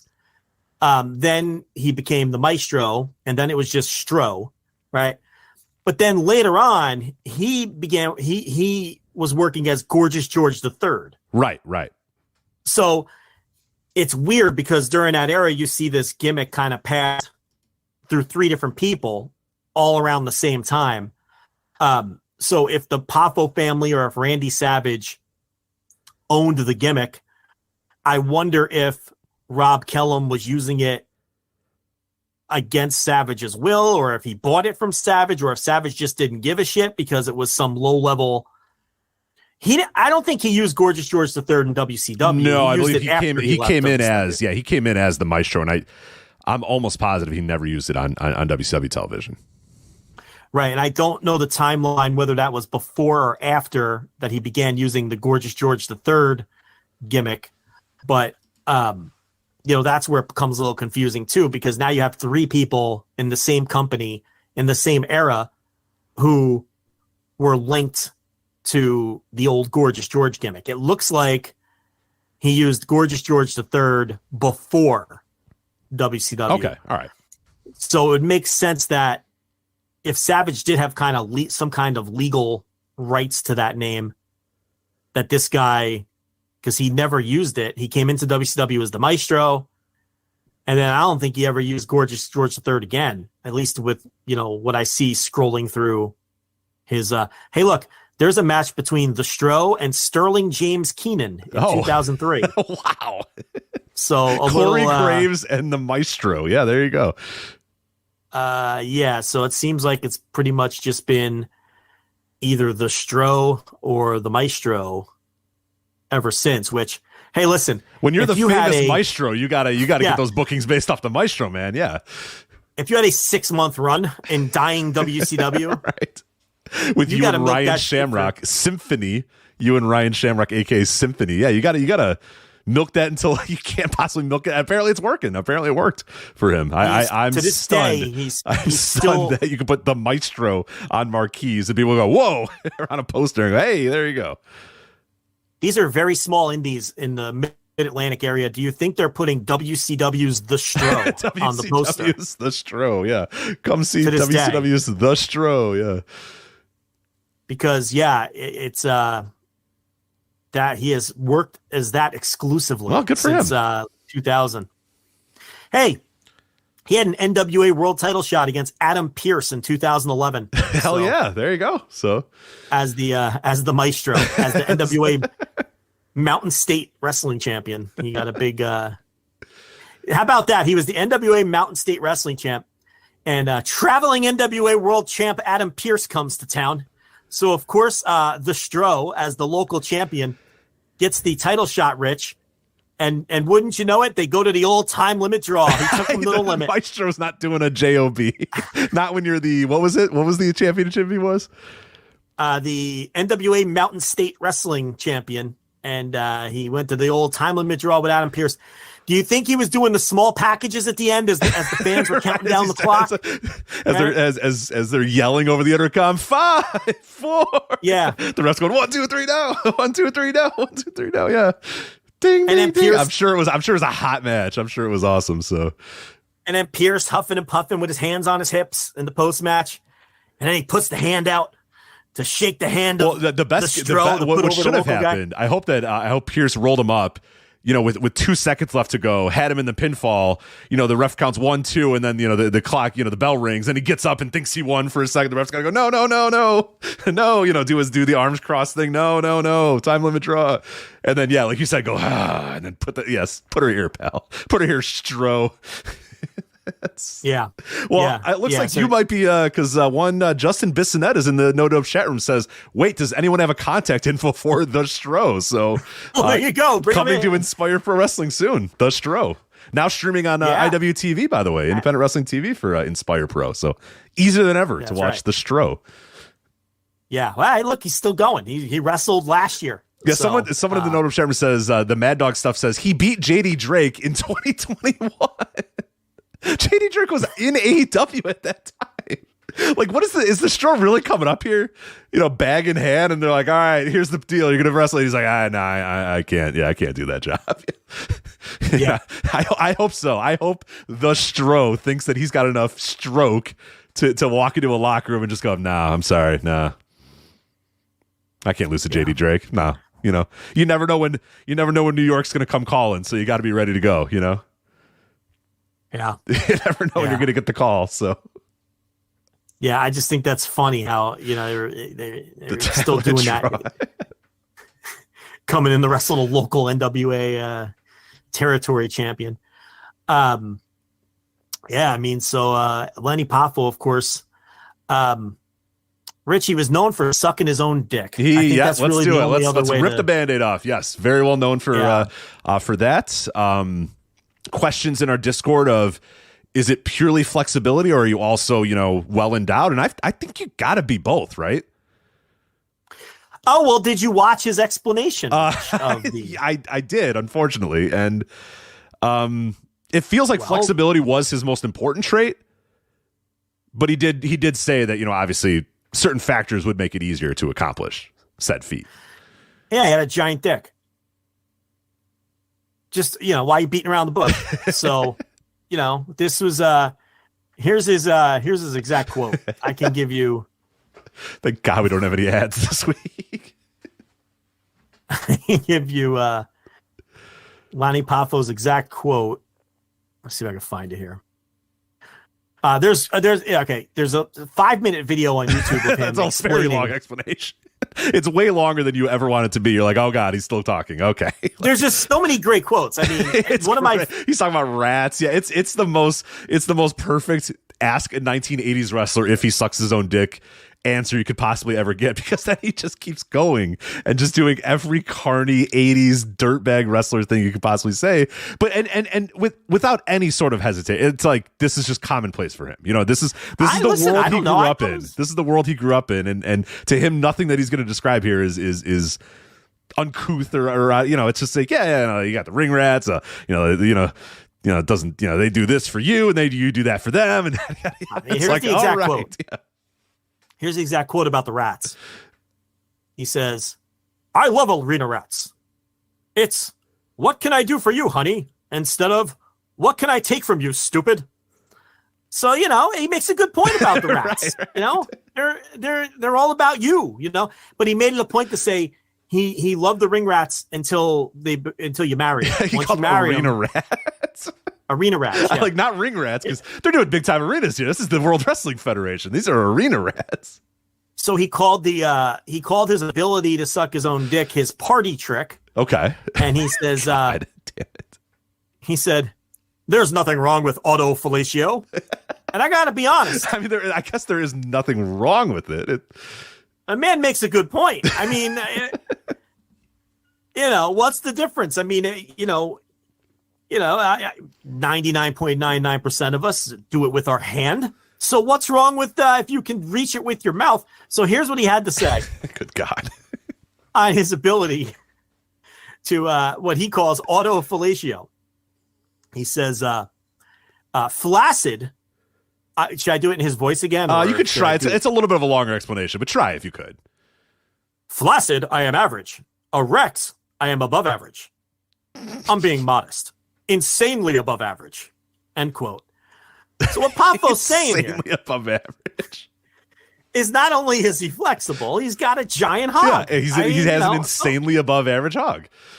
And if you've seen his flexibility in his work, you totally believe that he can bend forward far enough with his insanely above average penis to auto-fellate himself, as he likes to say. In fact, he had a little advice at the end of the video, Rich. Did you see the little advice that he had? I think I may have closed out at that point. I don't remember the advice. He said, keep practicing and you'll have it licked. Well, okay, there you go. There you go, people at home. You can maybe get some yoga videos on YouTube, start working on your flexibility, and then in due time. Yes. Obviously, if you have an insanely above average hog, that'll certainly help. But something to look forward to. A resolution for 2023. We're still in resolution season, so there's something for you. Let me get that video for everybody. So, what you want to look for here is, man, I watched a lot of Lanny Poffo today. Okay. Lanny Poffo's secret revealed. That's the one you want to look for. Lanny Poffo's secret revealed. Yes. 4 minutes and 19 seconds. And he confirms the rumors that he sucks his own D. So listen, it's quite the skill. Lanny Poffo. Mm-hmm. What a life, what a career. Yes. Also, again, I've made this reference numerous times in the history of the show, but a resident of Downers Grove, Illinois, billed from Downers Grove, Illinois on all the, if you listen to an old WWF house show, they'll say from Downers Grove, Illinois, leaping Lanny Poffo. So ding, ding, ding, get the bell. And there you go. Very famous residents. He hit me, him, Denise Richards, people know her, I guess. Not quite as much as me and Lanny Poffo, but Yeah, I mean, you're up there. You're getting up there. I'm getting up there. There's this Wikipedia, and there's some, I don't know, there's some people here that I'm like, I feel like I'm... You do that too, huh? I feel like I'm pretty close to some of these people. I check my high school's like Wikipedia there's page. Some guys where I'm like, I think I'm better than that guy. I think more people know me than know that guy. And I'm talking about I'm not talking about guys that were died, in like the 1890s or whatever. I'm talking about like modern guys, and it's like, this guy's a pianist, and I'm like, nobody knows who this fucking guy is. Like, who cares? It's like, oh, he played in the he was one of the London. Nobody gives a shit about that dude. Yeah. He became a physicist who discovered a new carbon. No one cares. More people care about me, sadly. As it said, yes, but more people care about me than that guy. I promise you. Yeah. So I got to maybe see if I can get myself on here. I check my high school's Wikipedia page twice a year to see if someone added me. They never do. They never do. You're going to have to add yourself, I think. They never do. I guess we should talk about Lanny Poffo's very brief run as a New Japan commentator, because Chris Charlton had said some very nice words on Twitter today. Yes, he did. As did Mavs Gillis. Who is he still with the company? I'm not even sure. No, yeah. When I saw the name Mavs Gillis, I was like, who I have not thought of in Mavs Gillis. I was like, right. It wasn't. Yeah, in my brain, I like Mandela affected it, where it was just like from day one, it was Kevin Kelly and Chris Charlton. No, it was Mavs Gillis, Chris Charlton, and Lanny Poffo doing New Japan commentary. Yeah, I do not remember Mavs Gillis whatsoever. But, I do. You don't remember Mavs Gillis? Yeah. No, I mean I do. I remember him now, but I just meant like I didn't have until I saw that name. That reminded me. Oh yeah, right, Mavs Gillis. Oh yeah. No, yeah. I haven't thought about Mavs Gillis. Right. I mean, but he had a very nice thread because he showed Lanny Poffo around Japan during that tour, and that's where the famous champion of the British line comes because he called Tomohiro Ishii the champion of the British. For the I think he asked, didn't he ask, is this man the champion of the British? Yeah. So it was a Rev Pro title match. Yes. So he is the champion of the British. Yeah, in the form of a question, Jeopardy style. Right. So he that's definitely how it went down. What show is that? I wonder. I'm sure you could go in the archives of New Japan. I want to find it, and I think I should give it a listen. I think that let me see if I can find it. So as Rich looks for that, this is why, if you're not aware, when people sometimes refer to the champion of the British, that's where that came from. Lanny Poffo was comically bad in the New Japan booth. He didn't know any of the wrestlers. He didn't know anybody was. He wasn't familiar with the style. He was more inquisitive than really adding anything. And, and in that Mavs Gillis Twitter thread, he explains that, Lanny realized pretty quick that he was in over his head. And then he was in on the joke once they got a little deeper into the tour. There was, because he was there for a whole tour. And I'm trying to figure out the exact tour. Yeah. But I remember the first show, he was like, all right, let's go. This is a 3-man booth. Let's do this.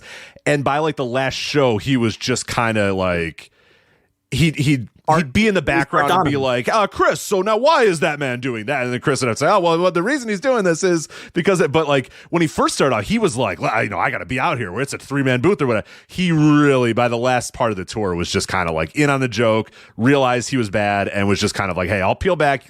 You guys do the main stuff. I'll interject when I want to, or you can ask me a question about ring technique or whatever, but I'm not out here trying to actually explain what's going on in the ring because I have no fucking idea what's going on in the ring. No, he realized he was in over his head, and then he was smart enough to realize he was self-aware, and Mavs Gillis explains that. And he even said at one point on one of the shows, he was so self-aware that he had said he heard that his commentary was so good that even the Japanese were tuning into the English feed just to listen to him. And it's but he was bad in a very charming way, and it really took Twitter by storm. That one little tour, I think it was November 2018. It was the Power Struggle tour that he was in. So November 20, in like the peak era of New Japan. So it's like it had a real Art Donovan feel at the King of the Ring to it. Is really what it felt like, But yeah, his legacy's going to live on with the champion of the British thing, because every time I watch a Rev Pro title match, I think about that. I'm like, oh, yeah, there we go. There's Ricky Knight Jr., the champion of the British. I mean, how can you not? It's burned into smart culture now at this point. And he spent a lot of time talking about his grandkids. And every time Tomoaki Hanma would do the Kokeshi, he would talk about how he bought the little Kokeshi novelty gifts at the store to bring home to his grandkids. And you take it apart and there's another doll inside, and then you take it apart and there's another smaller doll within that doll, and he's talking about and it was bad in a charming way, not in a Kevin Gill, I need to turn the sound off way. And, that was probably his last. I don't think he was involved in pro wrestling after that, right? I mean, so he did. I know he was at All In. He, I want to say, came to the ring with, I think he came in with Jay Lethal, who was doing Black Machismo at that time. I remember that. And I remember he did some stuff with the Ring of Honor as well. I forget. That was around the same time. Actually, no, the All In thing was probably before the Power Struggle, if I'm doing my time. Yeah, that's September 2018. Yeah, so that was before. So he was coming back in a big way. He was doing the All In thing, and then I guess he got the itch, and then he did the New Japan thing. And then I think he also did some Ring of Honor stuff here and there, but it was very, very short. And then he was pretty much out of there. And then I have no idea what he did, from 2018 on. Or 2019 he had a podcast. He had a podcast for a while. Someone said that on one of his social media accounts, it wasn't Twitter, because his last tweet was November 25th, 2001. plugging his cameo. Man, I sure got a cameo. Call me dude, I champion thought of the the British. exact same thing. When I got on it, I was like, man, the Genius was on Cameo. Shit, I wasted. God, that would have been great, but I think so. On some other form of social media, someone said that he had sent, maybe it was Instagram, that he had been to a Broadway show as 2 days ago. So whatever the cause of death is, and we don't know what it is, it was obviously, he hasn't been ill. Right, relatively sudden. Point. It doesn't appear that he's been ill, unless he was ill and he was just like, I'm going to Broadway shows and having a good time. So the point is, he was active and out and about and living his life. How old was he? Mid 60s or something? 68 years old. 68. Okay. I mean, still too young in this day and age. But yeah, obviously Randy Savage. When did Randy Savage die? Like 2009 or something? Oh man. Before we were doing the show. For sure. Yeah, definitely yeah. Let me try to get the exact date before 2011. 2011. I did not realize he was, I thought it was earlier than that. Yeah. May 2011. Yeah, May 2011. Yeah, and he had a heart attack while driving, which is horrible. And I don't think he hit anybody else though, right? Didn't he swerve into a tree or something? No, I think he went into a tree or a barricade or something like that. So yeah. So luckily he didn't, swerve into traffic and hurt anybody else when he had that heart attack. But I think it was a heart attack. But yeah, that's Lanny Poffo. I think that try to seek out some of those wrecks and even he has just a million of these WWF house show matches from that mid to late 80s era all over YouTube, all over the network, because he worked right in that era where a lot of those house shows were filmed, and he was on all of them because he was on the road. He may not have been pushed for the first few years he was there until the Genius thing, but he was a full-timer and he was on the road. And I think he will surprise people with if you're just examining the quality of his work. And when he was given chances on the territories, I always thought he was vastly underrated, and always did a nice job. So that's Lanny Poffo. Yep.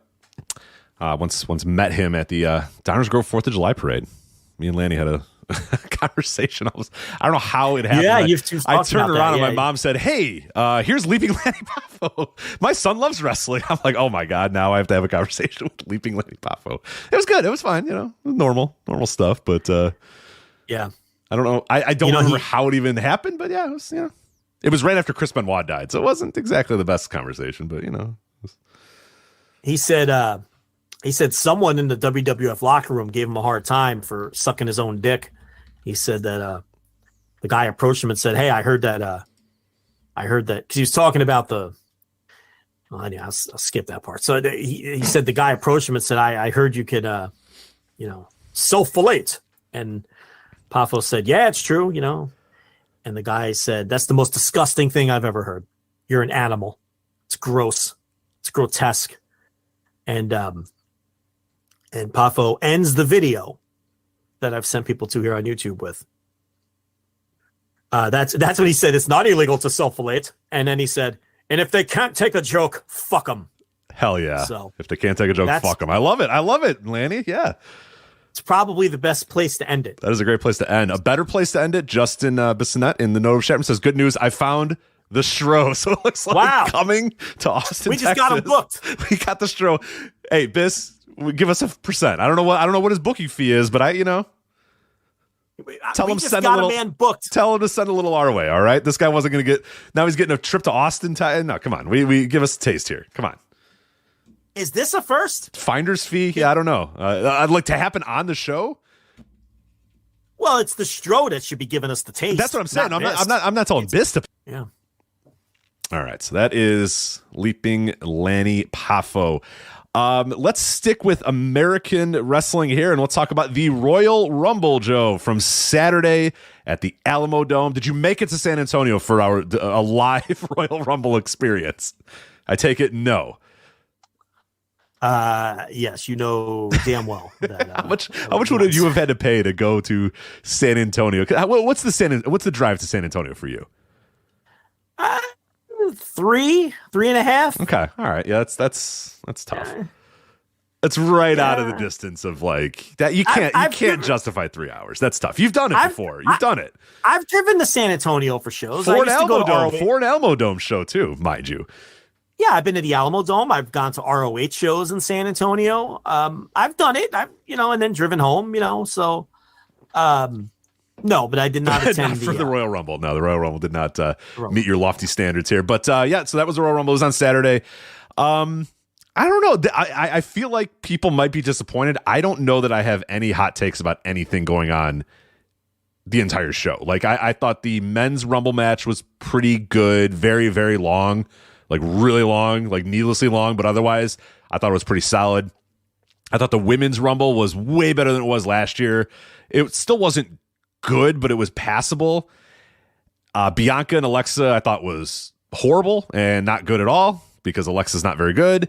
And then Bray Wyatt and LA Knight. I mean, what the fuck do you want me to say about the Pitch Black match? Like, how can I even bury that? It's self-parody at this point. So everybody knows the score there. And then we'll talk about the main event in a bit. But, other than the main event, like, what did you make of the rest of the Rumble? Like, I don't have any super, super strong thoughts about really anything in the Rumble. I feel bad. Like, usually we come here and I don't worry. We'll talk about the main event. We'll talk about that sort of stuff. We'll talk about the press conference too after the main event. But as the show itself, I don't know that I have any super hot takes. I thought it was an okay show. Didn't hate it. Didn't love it. When it was over, I was like, yeah, all right, cool. And then I just went on with my life. I thought like a lot of modern WWE pay-per-views, it has one or two standout moments or matches and then a whole bunch of junk. The men's Royal Rumble match I thought was very well booked and very well laid out and entertaining, and it was a good Rumble match. Then there was 2.5 hours of utter shit, and then there was the angle after the main event. So good men's Rumble to open up the show, good angle to close the show, and everything in between was a complete waste of time. The Pitch Black match was obviously is going to be a contender for worst match of the year. It was horrible. What was that? The Bianca Belair Alexa Bliss match may have been worse. That was horrible. I think that was worse because I think the Bray Wyatt thing is like, I use the term self-parody at this point. Like, what do you want me to say? Like, it's clear that they're like, nobody can think this is good, right? Like, there's nobody on earth. And I did not see anybody that left that match and said, oh, wow, that was good. Like, we're at that point again with Bray. We did this with The Fiend where we pretended The Fiend was good and fun. And then, like, we got as it started getting, as the bell rings, like it always does with Bray, once that bell rings, people just kind of go, oh, yeah. I don't know if and it's happening again. It's happening again with this Bray. It happened with The Fiend. It happened with the original Bray Wyatt. And now it's happening with this thing where it's like, once that bell rings and once he has to start having matches and once you regularly get Bray Wyatt matches, people are just kind of like, I don't know. What do you want me to, say about this? It's kind of, and we're there again with him where you don't see anybody saying that it's good or defending it really. So I don't know. I can't say that I hated it because it was, I don't know, it was just ridiculous on all levels. So who knows? But yeah, I thought Alexa and Bianca was worse because they went out there and tried to have a wrestling match, and Alexa's awful, and then it was just over. Yeah, it was worse. I honestly do think it was worse. Yeah, I mean, it was a worse match in terms of execution and all of that, but it wasn't wrestled under a purple light with neon tights and fucking accent. I mean, the Pitch Black match was just everything that I hate about the WWE. I mean, the corporate, we have this spooky Bray Wyatt character, and with the corporate sponsor of Mountain Dew with the lights turned down, and it's so goofy and stupid. And then the match itself is just 5 minutes of perfunctory work, and the whole thing is just a waste of my time. The Bianca Belair Alexa Bliss match was just a terrible match. It was just a really, really bad match. And then the women's Royal Rumble, I thought was not a good Rumble. I thought it was very boring. I thought the first third of the women's Rumble was very sloppy in terms of execution. A bunch of people who were just not on the same page. Then it improved a bit in the middle third when Damage Control kind of took control of the match, and then Becky came in and it got hot for a couple minutes there. That part of the match was fun and good. And then it cooled off again after that. And what I really didn't like about the Women's Rumble is it just so uncreative. We just saw Gunther come in at number 1 or number 2, whatever number he was. The point is he goes the distance, right? Right. He went the distance, yeah. And he's the last guy with Cody. And then we do the same exact thing with Rhea Ripley, and she goes the distance. And I know during the broadcast they said that only 4 people have started from the number 1 position and then won the match. First of all, the word only shouldn't be applied to that. That's way too many, okay? 4 people have been number 1 and won the Royal Rumble. That's utterly ridiculous because it's not special anymore after the first person does it, okay? And then I know that people have won it from like the number 3 spot because Ric Flair was number 3, wasn't he? Yep, 92. 92, he was number 3. To me, that's the same gimmick. Whether you come in at number 1 or number 3, it's the same gimmick. Then you have Gunther, who an hour and a half earlier came in at number 1 and went the distance. He didn't win, but he still went the distance. So yeah, maybe only 4 people have technically won it, and I guess 5 people now have won it from the number 1 spot, which is too many to begin with. But we've seen this go the distance gimmick a million other times, including twice on this night. It's not unique anymore, and in fact, it's become predictable. I feel like I've had this rant before. You know, I don't remember the specific Rumbles because I don't remember any of these modern Royal Rumbles that we reviewed, and I'll forget this one. Believe me, I will forget all about these 2 Rumbles too within a week. Oh, for sure. Yeah, sure. I'm not going to remember anything about this crap. Once WrestleMania is over, maybe not in a week, but next year, you're going to say to me, Joe, who won last year's Women's Royal Rumble? You're not going to be able to tell. And I'm going to go, you have I don't no idea. Yeah. If I quizzed you on who won every other Women's Royal Rumble in history, you'd have no earthly idea. No idea. I don't think I'd get a single one right. I mean, I would just guess names, I guess. But my point here is this going the distance gimmick is so overdone. They love it. They love it so much they did it twice in one night. So now look, who was the first number 1 to win? Rey Mysterio? It's Rey Mysterio, right? It was either Rey Mysterio or He Who Shall Not Be Named, I believe, went the distance. Or Benoit. Benoit was number 1 too? I don't know if Benoit was number 1, but he was close. Yeah, I think he was either 1 or 2. I forget exactly what number he was. He did the go to distance gimmick. Right. And Flair did it in 1992. He did the go to distance gimmick. So my point here is if Rhea Ripley would have done this without Gunther going the distance an hour earlier, and if the last person to do it before her had been either Flair or Mysterio, now we have something that's memorable. This isn't memorable. Someone did it an hour earlier. They do it way too much. So I thought that was lazy booking. So to correct you, Shawn Michaels did it number 1 in 1995. I forgot about Michaels, and then Benoit did it as number 1 as well. Ray was 2, but 2 doesn't. 2's 1. 2 is the same thing. Right. So this is what I'm saying. Like they were saying only 4 people were number 1 is what Michael Cole said, I think. But there have been number 2. There's been number 3. So this is such an overdone fucking thing that it doesn't mean anything and it never feels special. And in fact, at this point, I expect people to go the distance now because they do it so often. They do it so often, I forgot about some of them. Well, in both these Rumbles too, what's interesting is both these people were like Gunther was there, and I was watching it with a house full of people, and there were some casual fans watching that don't really watch wrestling or whatever.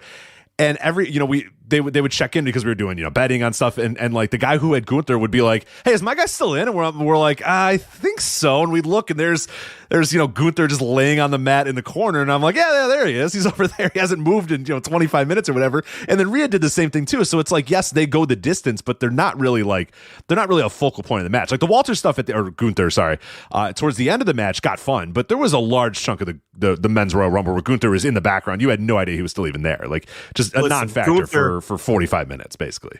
Gunther was a ghost.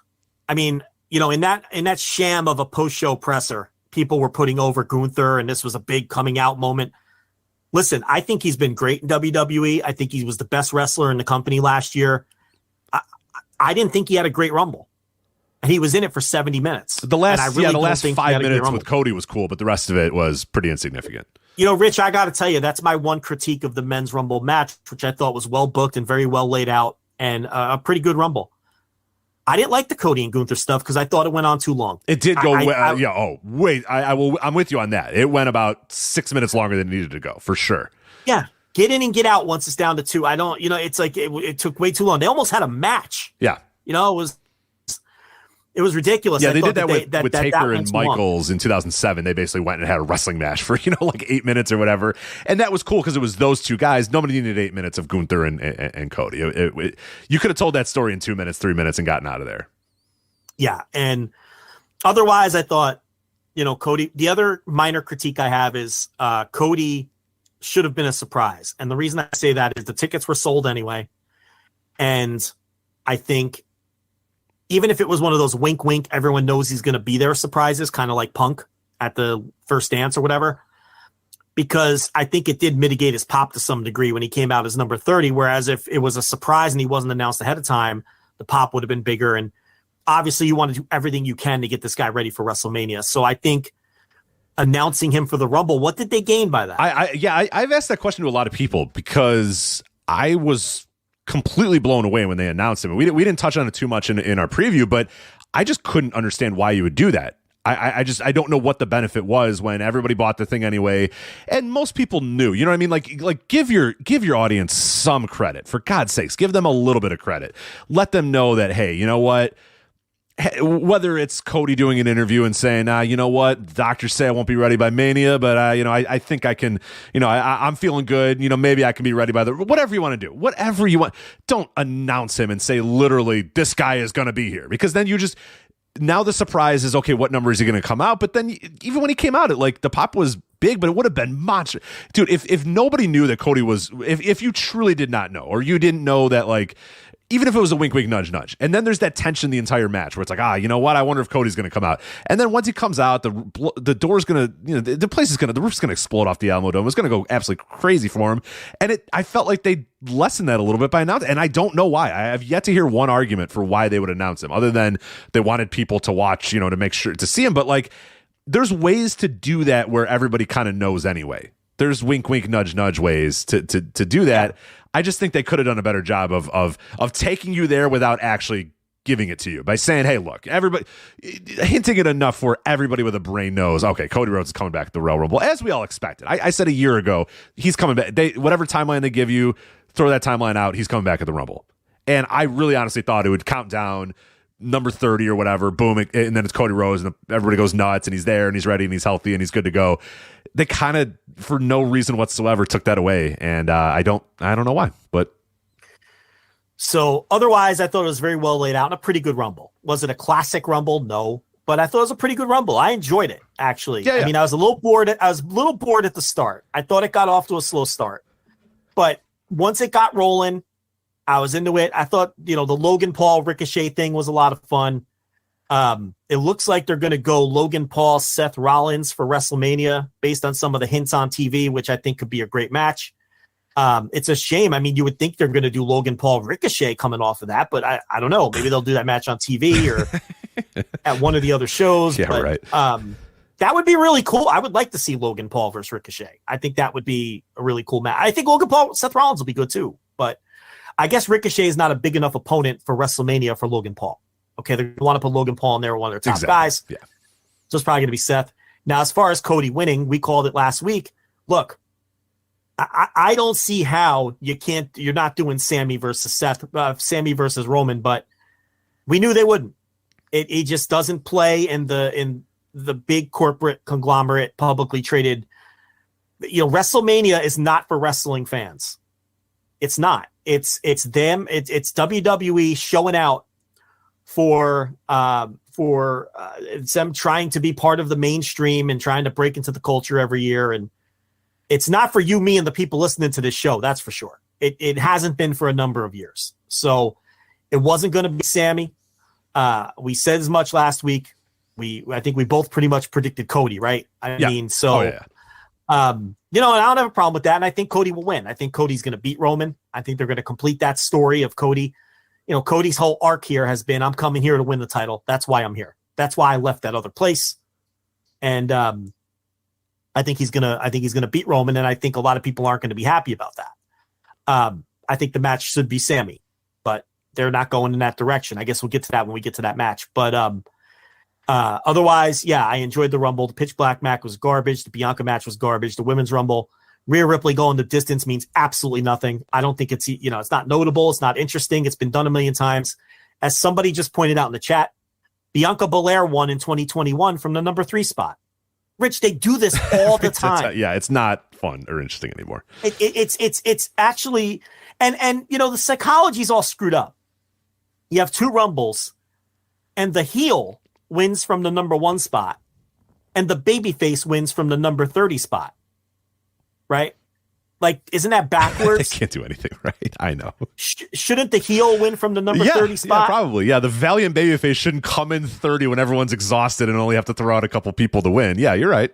The luck of the draw for babyface Cody Rhodes. And then, yeah, the valiant asshole heel survives and endures and wins the grueling contest. Yeah, I don't know. Well, you know what? Wouldn't it be better if Cody went the distance and won, and, in his return match and all that, and you can work spots around the pec or whatever the fuck. Now, to be fair, Flair won it as a heel, but they told a different kind of story in that match. And it was a brilliant story, and it was the greatest Royal Rumble ever. Rhea Ripley is no Ric Flair. No. This was not quite the Ric Flair story either. Again, I didn't think her performance was anything special either for the 61 minutes that she was in there. I mean, she was all right. And, the closing moments with, you only live once, right? That's who was number 2, by the way? They did the story 3 times. They had the number 1 and the number 2 endure until the end. Yes. Just totally uncreative. And, and I didn't think the Women's Rumble. Now, listen, there have been worse Women's Rumbles. Some of these Women's Rumbles have been last year was fucking horrendous. Yes. Okay. Some of them have been terrible. And I don't think this one was that bad. It just was nothing. And then, the main event was a nothing match. I mean, a nothing match. And this, for me, has been my issue with Roman Reigns and this long title reign, is as we've moved along, the matches just don't hit.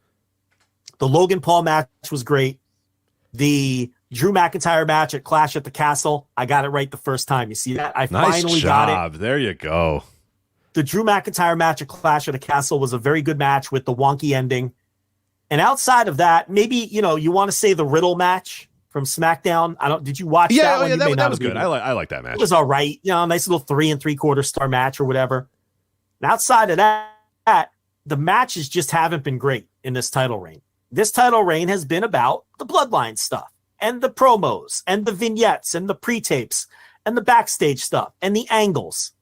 And this was, again, a nothing match. I mean, this was like a 3-star match. This was just, going through the motions. And to be fair, Kevin Owens may have had Jay Briscoe on his mind. We all know he went right to the funeral after this and all that. So who knows? Or it's just they know that they don't have to put in, they don't have to have these 4.5-star matches, because the people that come to these shows and the WWE fans, they don't give a shit about they're more into the bloodline story and the angles and all of that. So if I'm Roman Reigns, am I going out there and killing myself and having these great matches? No, I'm not doing that either, But this is not going to go down in the Smark world as some great world title reign, even though it's been long, because there have not been many great matches. And that's the kind of thing that I, as a fan, and a lot of people that would listen to our show would hang their hat on. Right. And these two, it's not like these two are incapable of having good matches either. They've had really, really good matches at Royal Rumbles too. They had one in, I think, 2017. They had a match. It was really great. I think you and I flirted with saying it was 5 stars, I remember, at the time, and saying it was like, really, because that's when those guys were having great performances, when Kevin Owens was having great performances, but like you said, Roman doesn't have to do that anymore. And he, I guess smartly is realizing, look, I go out there, I make faces, a bunch of fireworks go off, everybody goes wild. I go in there and I do my thing. I do, 30 minutes where I do 5 moves, I talk a bunch, then I hit my, punch, and it's over. Yeah, I mean, he's figured it out. He's got it. And yeah, he doesn't have to kill his body at all. He doesn't really have to do much to get things over and to get matches over or whatever. And yeah, it's like you said, it's a different style, and the fans truly usually probably don't care. Like, they honestly probably don't, because it was so deep rooted in the story and the bloodline and all that. And that's all that a lot of people care about. A lot your garden variety, WWE fan right now cares about the bloodline story, doesn't necessarily care that Roman Reigns only did 9 moves in 30 minutes. That doesn't matter. That doesn't matter to them. That doesn't bother them. And it makes for a terrible viewing experience for me. And it's because now I really dread these main events, because I'm never excited about them. And then they just go on forever, and nothing ever happens. So it's kind of I got a review from my mom who watched this Royal Rumble, and she hadn't watched wrestling in a long time. And she said, I thought Roman Reigns was going to be good because he came out and there's all these fireworks and everyone's going nuts. And then he was boring. And I was like, yeah, that's kind of what he does. Like, that was her review. He's working to the gimmick too. Right. Exactly. Yeah. He's figured out the gimmick is like, I'm too cool for school. Don't do anything, very deliberate with every one of my movements and every time that I talk and everything that I do. And, more power to him, because people love him. People love the story. Their fans are eating this shit up. So yeah, if I'm him, I'm thinking, well, no, I don't need to change that thing. What am I going to change? This is working great. It's just like you said, historically, it's not going to go down as like a good, in-ring title reign. But people aren't going to really care about that, because it's going to be this amount of years and all this sort of stuff. And oh, he did this and the stories and yada, yada, yada. But it doesn't make for a good viewing experience if you're not into the story. No, the hardcore WWE fan is going to consider this a legendary title reign, because, first of all, Michael Cole pounds that into your head every time he's coming to the ring. Only Bruno Sammartino and Bob Backlund and whoever else, Hulk Hogan, have had longer title reigns than Roman Reigns, and he's caught and surpassed everybody else. And he has this, and that he has that great entrance theme and the great methodical entrance, and they have all that time. Oh, it looks great. The entrance is like otherworldly. The entrance is great. Like, I was in a room. My mom was watching it. I was in a room. She was watching at home, and then I had a room full of like casual wrestling fans that were like, "Oh my god, this guy is awesome!" And I'm like, "Yeah, well, just hold on, like, take it easy." But they're like, he comes out and he looks like $1 million. Like, the guy, it looks like awesome. It's like an all-time great wrestling presentation. He's got the people. He's got the lackeys around him. You got Heyman holding up the title. You got fireworks. You got the music. It takes 15 minutes. You think this is the fucking god. And he is, to that fan base, he is. The problem is, for some people, the bell rings, and then, now it's 25 minutes of nothing. Yeah. And so the presentation's great and all that. And they're pushing this idea that he's having this legendary title reign, with the length and all of that. He just doesn't have any legendary matches to go along with it, or even all that many legendary moments, to be honest. I mean, you have the Lesnar match at SummerSlam with the tractor, which is going to go down as a B-roll forever, right? I mean, you're going to see that over and over. What else is there during this reign? I mean, think about it. Think about his matches, and where are the legendary great all-time matches? Where have his matches finished in our match of the year poll over the last 3 years? They're non-existent. They're non-existent. They don't even, and as far as, if you want to say, all right, well, only nerds care about match quality and all of that, fine. What are the great moments of this title reign that don't invite? It's all the bloodline storyline. None of it is the matches, you see? So, that's a big disconnect for me with all of this, because, Rich, you call me crazy. I watch wrestling to watch wrestling. I know that's a crazy concept. Okay. You're going to have to explain that a little bit, but go on. As a wild concept. But when I watch pro wrestling, a big part of the experience is watching the matches. It's like when a bell rings and then they wrestle, and then a bell rings and the match is over. That's the stuff you like? I like promos and stories, but I like the matches too. Okay. I know you're not. Right, I know. The counter argument to that. These days the big counter to that is only nerds care about the matches. These guys, they're dorks, matches. Yeah, but I mean, dorks. The cool fans, Rich, cry when Sami Zayn hugs DUI Uce. That's what cool fans do. Cool fans call the Bloodline storyline better than any cinema. That's what the cool fans are doing. It's us nerds. Ours virgin nerd dorks, that like the wrestling. That like blood and guts and fights, you fucking dorks. Oh, the Hangman and Moxley, dwellers. you fucking virgin ass nerds. Ugh. Yeah, gross, it's the virgin basement dwellers who enjoy matches, Rich. It's if you're really cool, what you really enjoy is watching. You're sobbing when Sami Zayn's holding a chair. Yeah, right. That's what you do if you're cool. That's so that's how that works. But yeah, he just look, the matches in this title reign. There've been, again, I pointed out a couple of the good ones. There's been some good ones, but nothing that's going to go down as an all-time great match, and really very little in the way in a company that builds itself around moments. Very little in the way of all-time moments. So let's be honest. It's all been this bloodline storyline, which brings us to the post-match. And I thought this was a very well executed angle. Yep. I thought, everybody was very good here. It has that classic WWE overacting that I cannot stand. Okay. I don't like it, but it is what it is. That's the way they do things. They're going to make their goofy faces. We all understand that. It's going to be community theater time, but that's to be expected. But the execution of the angle itself, I thought was excellent. And the crowd went absolutely fucking bonkers when Sami Zayn hit him with that chair. And I thought Roman's reaction to getting hit with the chair was perfect. And then, of course, the Usos take turns hitting him with the super kick. And away we go. Sami Zayn finally did it. And I don't know how you come out of this angle and not do Sami Zayn versus Roman Reigns at WrestleMania. It blows my fucking mind. No disrespect to Cody. I think Roman Reigns is a big-time WrestleMania-worthy match. I think they have pushed Cody tremendously. Because you know what they've done with Cody, Rich? He wins all of his matches. There's no magic formula here. The guy just wins. And he's just a normal human being. He's also like a normal human. He comes out, he's a normal human, and he wins wrestling matches. And he's over. Yeah, it's weird. And he cuts good promos. And he wins his matches. And that's called a push, right? And sometimes we lose sight of that. But, but again, this Sammy thing feels so hot that I don't know how you bypass that. But we talked about that last week. And I suppose there's no reason to relitigate all that. But I thought this was a well-done angle. It was obviously over like a motherfucker to their fans and to the people in that building, which, by the way, packed building. What was the real attendance number? Like 45,000? Let me see. I don't know. Did anybody officially report I didn't see if anybody got the official number out there yet. WrestleTix or whatnot. I'll see what I can find. We know it wasn't 56,000. We know that. But oh, how dare you?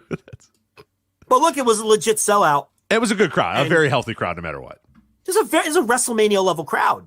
I mean, this is the biggest gate they've ever done for a Royal Rumble. What did Triple H say? Like 3 times higher than the last, or some? It was some ridiculous figure. Yeah, a lot. They made a shit ton of money this weekend. $7.7 million gate. Okay, so this show was a massive business success. Any way you slice it, the closing angle got over huge, and it's like I said at the top. It was very much a modern WWE pay-per-view. Men's Rumble good, closing angle good, everything in between shit. I mean, look at SummerSlam. Damage control forms. All right, that's exciting and fun. They do the tractor shit at the end of the show. A big, giant spectacle. That's a lot of fun. And then the other 3 hours of SummerSlam was just a bunch of garbage. Right. Okay? It's like, that's the pattern here. They give you 1 or 2 big moments, and then the rest of these shows, you're twiddling your thumbs. It's just garbage. It's hard to watch. Survivor Series. I mean, that show wasn't any good, but they did the big bloodline angle at the end of the main event, and that's what everybody's talking about for a week. So it's like, I don't know. These aren't great top to bottom pay-per-views. Like with AEW, we come on and review those shows on our instant reactions, and we're like, oh my God, this is one of the greatest pay-per-views I've ever. Like, right, except for that 1 hour. They always have that 1 hour that's kind of bad or whatever. But even then, they've kind of stopped having those for a while. They've had the last few pay-per-views have not had that 1 hour that's been bad. But yeah, otherwise, it's like 3 of the 4 hours are really good. WWE, 1 of the 4 hours is really good. The beginning and the end, and in the middle is like just kind of 2 matches or something. Right. Yeah, like they'll do an angle and have 1 good match or something, and then the rest is just not good at all. And that's kind of the pattern, And WrestleMania is going to be the same way. And and like I said, WrestleMania is not really for the hardcore wrestling fan. It's for the WWE fan who gets into it, and it's for people who watch 1 wrestling show a year. So they're putting on a show for those kind of people. Right.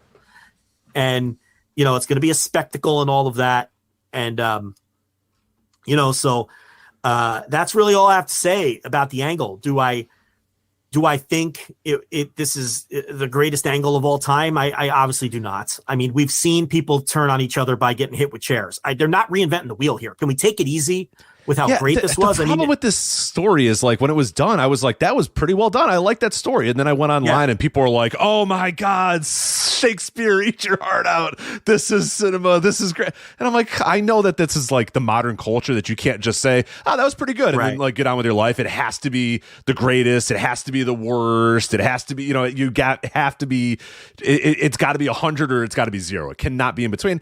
And it sucks because like, I think it was a pretty well done angle. And I would like to come on here and say like, hey, yeah, they did a pretty good job with it, and it's fun, and I'm kind of interested in, you know, what they're going to do with the direction. But yeah, you unfortunately have like the flip side of that of people like, you know, oh, I'm sobbing at how great this story. And I'm like, come on, reel it in a little bit. Like, it wasn't the idea that like, come on.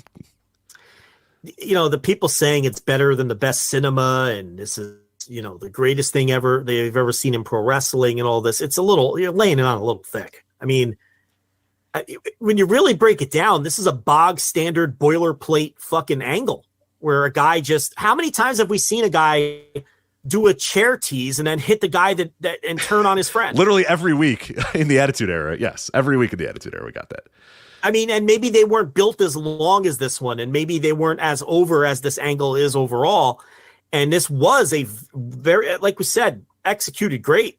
And look, Sami Zayn, we have never knocked people he's involved killing in this it. angle. He is absolutely killing it. Everyone is. I mean, but everyone else is fills their role perfectly and does what they're asked, and in that over the top, super corny WWE way.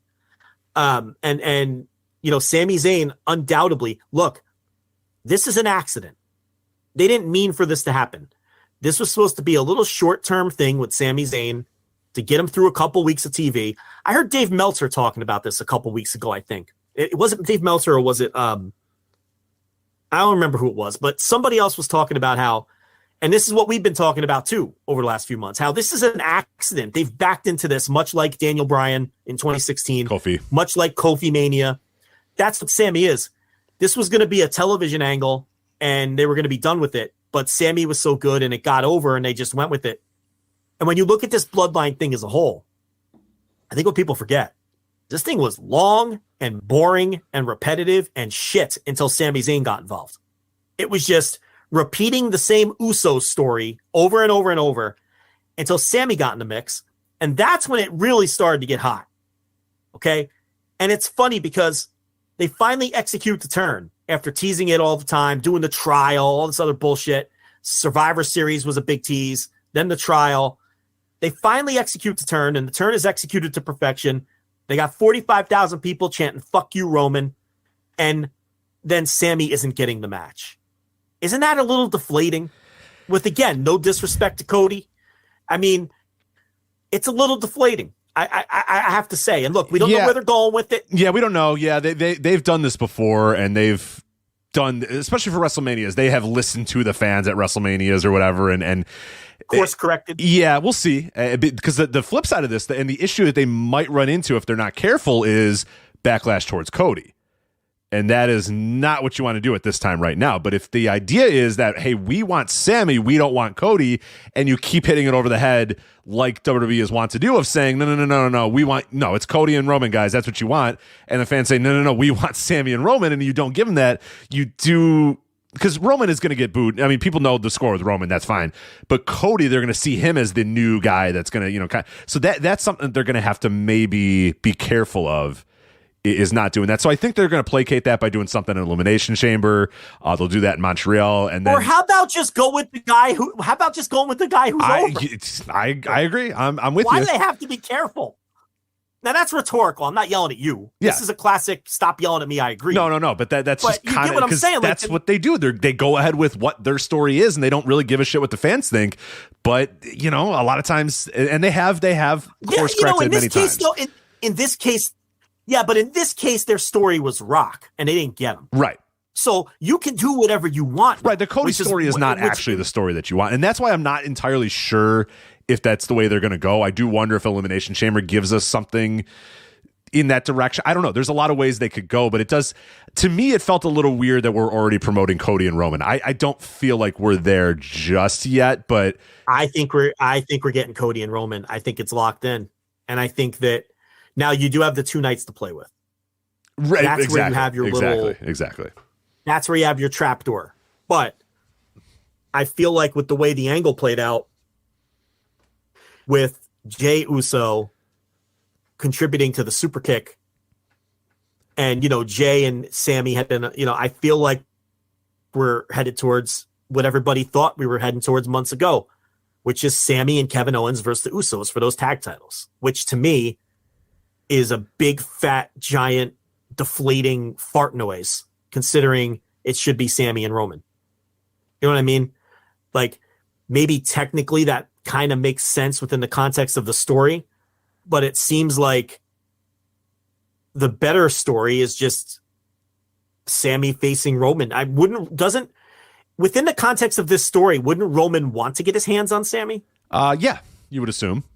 And I guess he is going to at Elimination Chamber or whatever. But yeah, what they're going to do is give you the match at Elimination Chamber and then hope that you just shut the fuck up. All right, we gave you the match and then Roman beat him. All right, you guys good? We gave you the story. You good? We're moving on. But I don't know. I don't know. And this is where it seems ready-made. Everything's bought. It's on Peacock. You're not selling pay-per-views. Tickets are sold. Just do fucking Sammy and Roman. You know what I mean? Like, come on. And listen, this is where you lose me if you try to tell me this is the greatest storyline of all time when you can't even finish it right. I mean, because the logical finish here now is Sammy.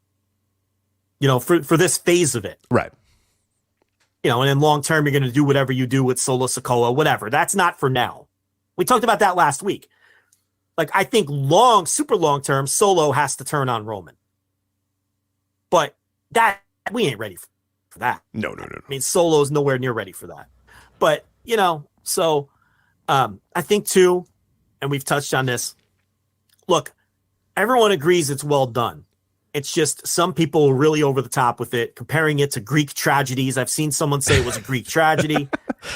And then it sucks because it's a story that I don't hate. I don't hate it, and especially the Royal Rumble angle. I didn't dislike it, but when I have to compare it to this is the greatest thing that's ever occurred in storytelling history, Greek tragedies, Shakespeare's Othello, Macbeth, eat your heart out. Now we have the bloodline. It's like, oh my god. Now I feel like I have to say it wasn't that good, guys. Like, come on. Like, I want to say, I just want to come out here and say that was a good angle. Joe, do you agree? And you said yes. I believe that was a good angle, and then we're fine, and then everybody kind of agrees, yeah, that was pretty good. But yeah, when we're comparing it to these people who are just like, oh my god, this is just subtlety, right? It's like, oh, okay.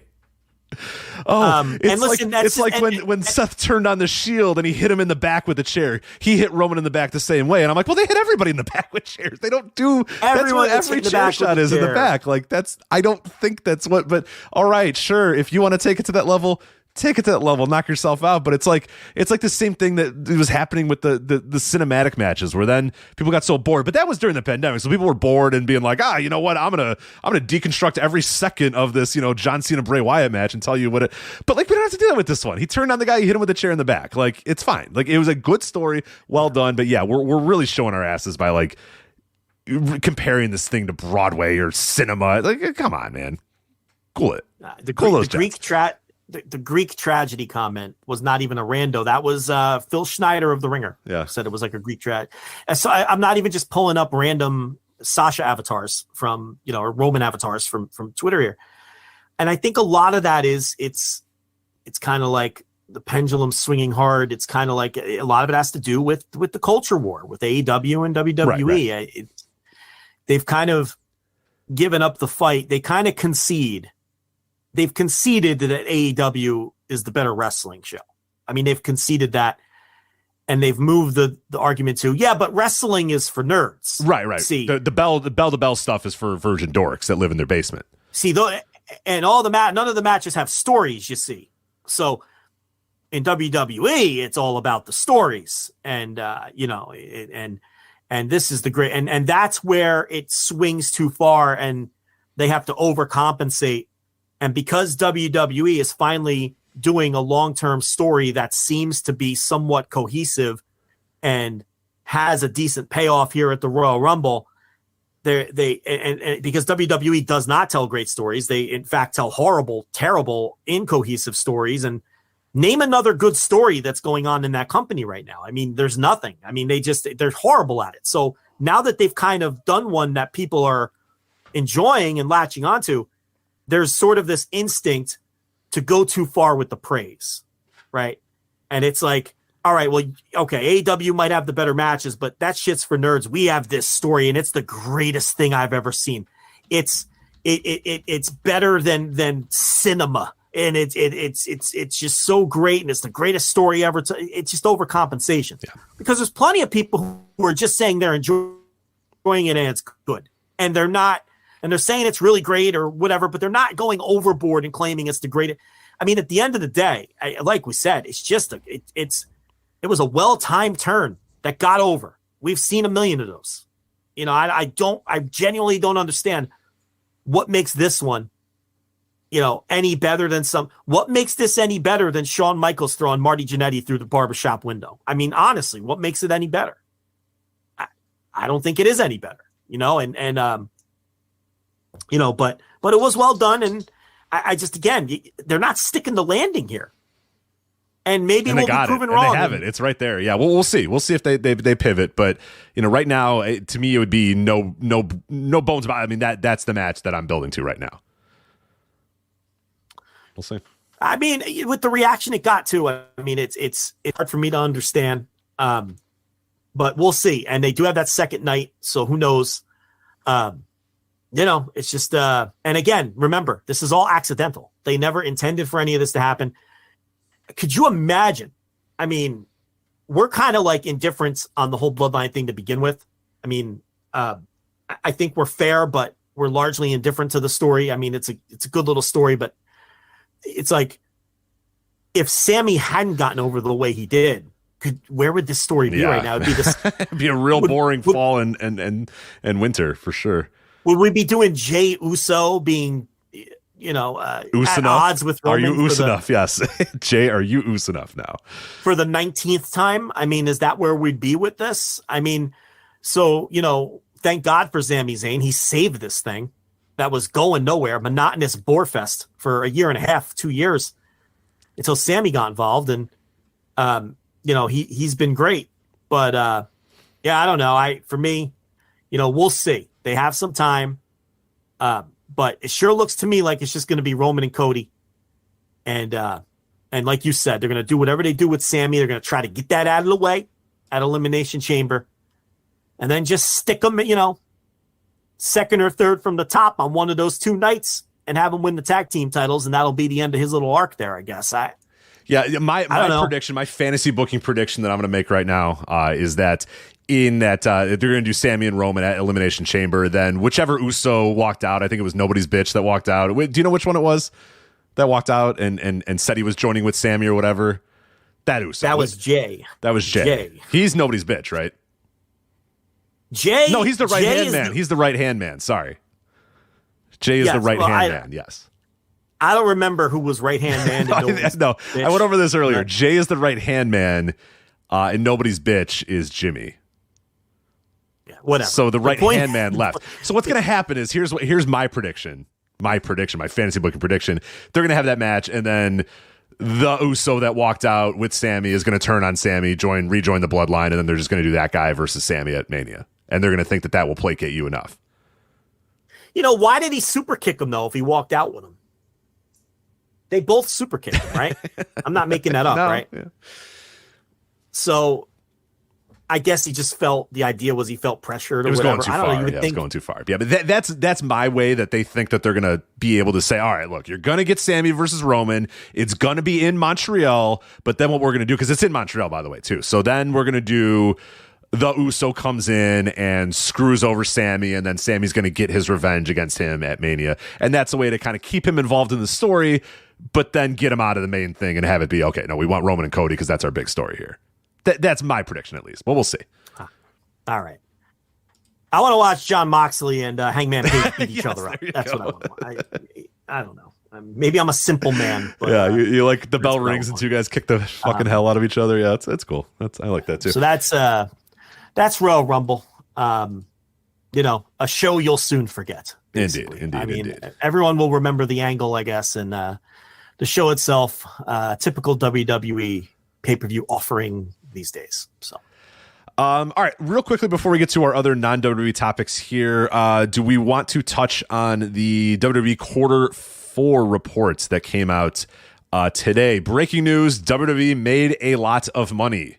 There you go. So we got that out of the way. There also was a call, and there was some interesting stuff on this call, Nick Khan being a big part of it, and there was some revealing, I would say pretty revealing quotes because, hey, guess what? When you actually ask people questions, sometimes you get answers and then you can report on those answers and you can learn things from those answers. So it's very strange how, these people would, when they're discussing things with an executive of a major company that you then, ask that executive a question and then you get an answer and then you can, glean information from said answer. So it's weird how that works. So I guess this was not a kayfabe. The quarter reports, those calls, not kayfabe. Those are not part of the show, I guess, right? Like the Royal Rumble press conference, which was part of the show. I'm being told. Well, that's the other thing, and we really have to push back on this because quickly, by the way, because we have a lot else to go on. So. I understand. It's just the feckless cowards that are in those that are asking some of those questions in that room. And some of the people ask decent questions in those pressers. And listen, if you think this is a WWE thing, we've had these same rants with the AEW post-show pressers. So I don't want to hear that. But the thing is, now to kind of defend themselves, they're saying, oh, well, these aren't the time or the place to ask real questions or hard-hitting questions. And these are just these pressers are just, they're an extension of the show and they're part of the show. Well, then fucking pay me then. If I'm one of your fucking performers, then goddamn pay me. Then give me a fucking check if I'm part of your goddamn show. Get out of here. Yeah. First of all, as a media member, you have no obligation to be part of the show. I don't have to be part of the show. Okay. And the other thing is, this is all bullshit anyway, and we really have to push back on this because these press conference, these post-show pressers, AEW and WWE, they are whatever these reporters choose to make them because they are the ones asking the questions. Okay? If you're going to ask softball questions or you're going to do even worse and ask, first of all, I think anybody that asks a kayfabe question, you're a fucking loser. Right. If you refer to Rhea Ripley as mommy, you need to leave right now. You got to go. I don't care what your outlet is. I don't care what your boss is at. If you ask kayfabe questions in these things, you're a fucking loser. Okay, I'm sorry. That I know that sounds harsh. Now the softball questions, there's a place for that. There is a place for product-related questions, softball questions. Every outlet's different. Not every outlet's going to be a hard-hitting outlet. So if you want to ask those kinds of questions, I do believe there's a place for that, and I don't have a problem with it. My problem is nobody. I shouldn't say nobody ever. But we hardly ever get hard-hitting questions. You have Paul Levesque on that stage. You have an opportunity. In the midst of what's happened with him and in that company in the last month. You have Paul Levesque on that stage. You have no restrictions in terms of what you could ask. They don't give anybody instructions from what I understand. They don't tell anybody anything's off limits. Okay? Paul Levesque, this is like your only crack at him. And we had somebody in that room essentially ask him, Paul, what do you think of critics who are too hard? Yeah, why are people so mean to you? Now that freak show, Keith Elliott Greenberg, he doesn't belong in the room. I'm sorry. That's not you should be ashamed of yourself for asking a question like that. First of all, he used to work there. That's number one. So we know he's feckless because he used to work for them and write for their dopey kayfabe magazine. But whatever outlet he's with now, they should fire him. How can you not fire that guy? He got called on to ask Paul Levesque a question. And that's what he asks him? Why ask anything? So I'm going to say this again. I'm going to say this again to anybody who is in this room, who is going to go to the WrestleMania version of this, who was in the room last time, anybody who goes to one of these WWE press conferences. I'm going to say this again.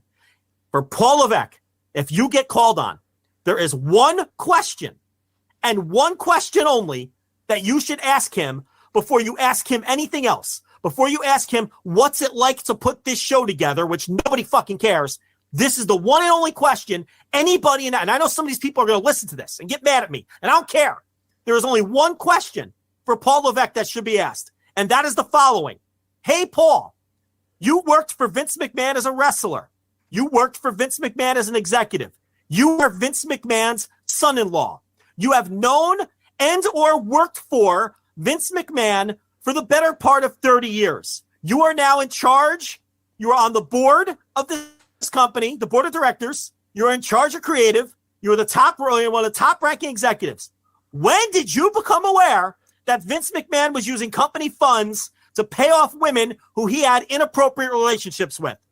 That is the first and only question you should ask Paul Levesque. The only question. And your follow-up that you should ask before they take the mic away from you is, and as a follow-up, Paul, why did you vote not to bring Vince McMahon back into the company in December and then vote to bring him back in January? Walk us through the thought process of what changed between the end of December and the beginning of January when you voted not to bring him back and then you voted to bring him back. I'll hang up and listen, Paul. That's the question. There is no other question. You're a fucking geek if you ask any other question to that man. Then after you ask that one, if you want to ask him what it was like to put together the Rumble and what it feels like to run such a great show, knock your fucking self out. But ask the real question first. It's your only opportunity. And you blow it. And I'm not talking about Ryan Satin. We all know he's a dope, and he's in their pocket. I'm not talking about the fucking dork from the bump, Matt Camp. He works for them. He's not going to ask a decent question. But the other 2 or 3 people that ask questions, a total failure. Losers. And anybody else in that room who would have asked a shitty question if they got called on, I'm calling you out too. Because if you get called out next time, if you don't ask the question that I just posed, you're a loser. It's a joke. It's your one opportunity to take a crack at this guy and make him answer a hard question. He's a millionaire. He's running the company. He's going to take over the company when Vince fucking dies if they don't sell it. He can handle a hard question. And so can Tony Khan. He's a billionaire. He'll be all right. He'll be all right. It's okay to make these guys squirm a little bit in their seat rather than go in there and kiss their ass. And don't tell me this isn't the time or the place for it. Because if it isn't the time or place for it, then when is? When is the time? They're the one doing these pressers. They're the one inviting you into the room. They're not telling you what you can and can't ask. So ask a real question. Show some guts. Show some guts. And if you want to get on my case, because I'm not in the room, when I can get in the room, go right ahead. Maybe I should have driven to San Antonio. Maybe I should have. You're right about that. I'll fall on the sword too. I'm on every Tony Khan call. I've been on calls for Impact. I've been there live for these shows. I've been on calls for MLW. I've been called upon on rare occasion. I try. I haven't been live in the room yet. One day maybe I will. But if you want to get on me for not going to Dallas to talk to Tony Khan, go ahead. You want to get on me for not going to San Antonio, go ahead. But these people were in the room, and they had an opportunity. I will say one thing real quick. They don't always return every email. Certain companies do and certain companies don't. One company has accepted and returned all of our emails for press. One company has for 11 years not responded to any of my emails ever about ever getting any sort of press or any sort of thing. So I'll let you decide which is which. But I will say, it's not there is this general idea that, well, you just go. But it's not how it is. They have to let you in, and they have yet to ever respond to any of my emails about any press for any event they've ever had. So there you go. I've tried. It's not for lack of trying. Trust me. And if you're afraid of getting kicked out of the room and never invited back, you're a coward. Who cares? Ask Josh Gross when he got kicked out of UFC. Has he not been able to do his job because he can't sit in that little room and throw softballs at Dana White? He does his job just fine. Show some guts. Show some guts. Don't go in there and call Rhea Ripley mommy and refer to Samoa Joe as your highness, like you're part of the show. Clapping when people enter the room like absolute fucking clowns. You should wear clown shoes into these pressers. Put on a little fucking rubber nose. You're part of the show and they're not even paying you. It's embarrassing. It's humiliating. You should be humiliated. Some of these people that ask these dopey questions. The other thing too about the Triple H thing is even if you didn't want to get into, even if you don't think, I'm not a hard hitting journalist, I'm not going to get into like the second. I mean, you should, because good fucking Christ, look at what's happened in this company in the last month. Vince McMahon has taken back control via, a gigantic board of directors coup or whatever. But like also, Triple H's wife left the company that she's been working, the only job she's ever had and the only company she's ever worked for. She just left that company, most likely in the wake of her father returning to the company. There's a way, if you really want to ask some sort of substantive question, something with some meat on it, something, and you don't want to get into the Vince McMahon thing, as simple as, Paul, your wife has recently left the company. It's a company the only company she's ever worked for. How has that adjustment been for you and for her? And what are her future plans? Because, you don't know what you're going to get out of that. You don't know what he's going to give you out of that. But I should probably ask why the guy's wife quit the only job she's ever had in the midst of Vince McMahon returning, in the midst of her father returning and your father-in-law returning to the company, right? There's a way to do that in a semi-softball way to still get a fucking answer out of the guy. But no, we get, why are people so mean to you? It's the thing is, you're not going to get an answer, and he's going to dance around and them. That's fine. That's not your non-answers problem. are good. I saw a lot of people say that, and David Bixenspan, who was on Twitter and in our Discord fighting back against that, because people are going to say, "Oh, well, he's not even going to answer. He's not going to answer." Well, that's good then.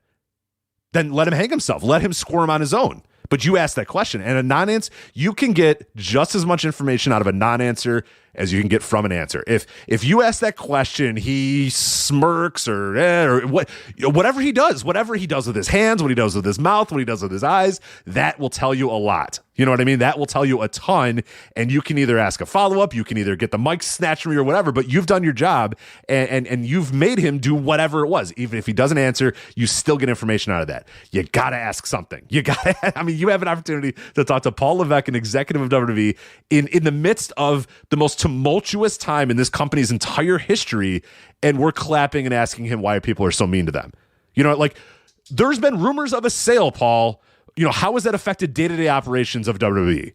You know what I mean? Like that, again, not a real deep, let's talk about your father-in-law's sexual abuse allegations, but like there are substantial rumors that your company is for sale. How does that affect your job and the other job of the wrestlers in the company? What have you been told? What are expectations? How is this affecting stuff? Something, anything. You don't have to go into sexual assault if you don't want to. I mean, you probably should, because that guy's in charge of the company again, but Jesus Christ, like ask something. You have Paul Levesque up there. It's unbelievable. It's something. Ask him something. And we've been on this for a while with all these, but it's like it's getting worse. It's getting worse is the worst part. There has to be a pushback on this idea that it's okay because this isn't the time or the place. No, this is precisely the time and place. This is when you ask these questions, because this is when you have a crack at these people. And if they don't like it, again, the reporters in the room control the tone and what questions are going to be asked. And if these people running it don't like it, they don't have to hold these pressers. We have to push back against this. It's nonsense. And again, there's room for the other kinds of questions. Not the kayfabe questions are a joke. You're a joke. You make everybody look bad if you go in there and ask kayfabe questions. Now, it's the unique nature of wrestling. Sometimes these wrestlers are going to choose to be in character or give kayfabe answers. You can't help that. That's pro wrestling.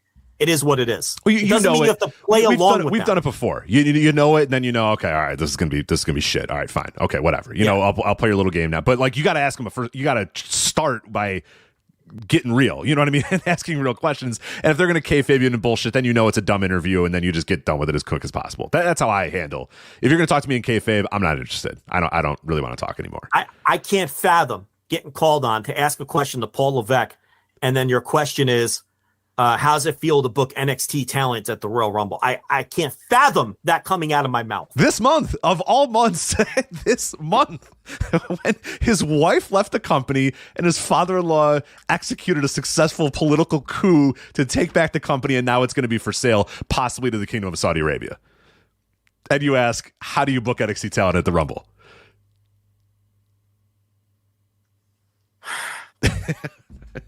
It's done. We're done. It's over. The fight is done, Joe. There's no point. It's over. We lost. It's okay.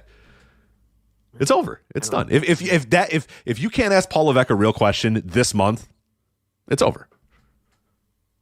Yeah, we're done. It's over. Yeah, pack it in. It's done. Don't even get mad about it anymore. Well, they're scared of it because they called on Ryan Satin and Matt Camp first. Right. Oh, they thought they were going to get it, and then look out. Don't worry. But then they called on some people who could have had some guts and asked a real question, and they didn't, and it's disappointing. And maybe there were some people in that room who would have asked a better question to Paul Levesque. Maybe. But he's done 2 or 3 of these now, and nobody has yet. And,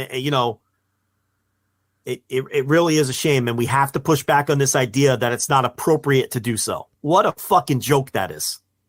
What a joke that is. If you really feel that way, you don't belong in the room.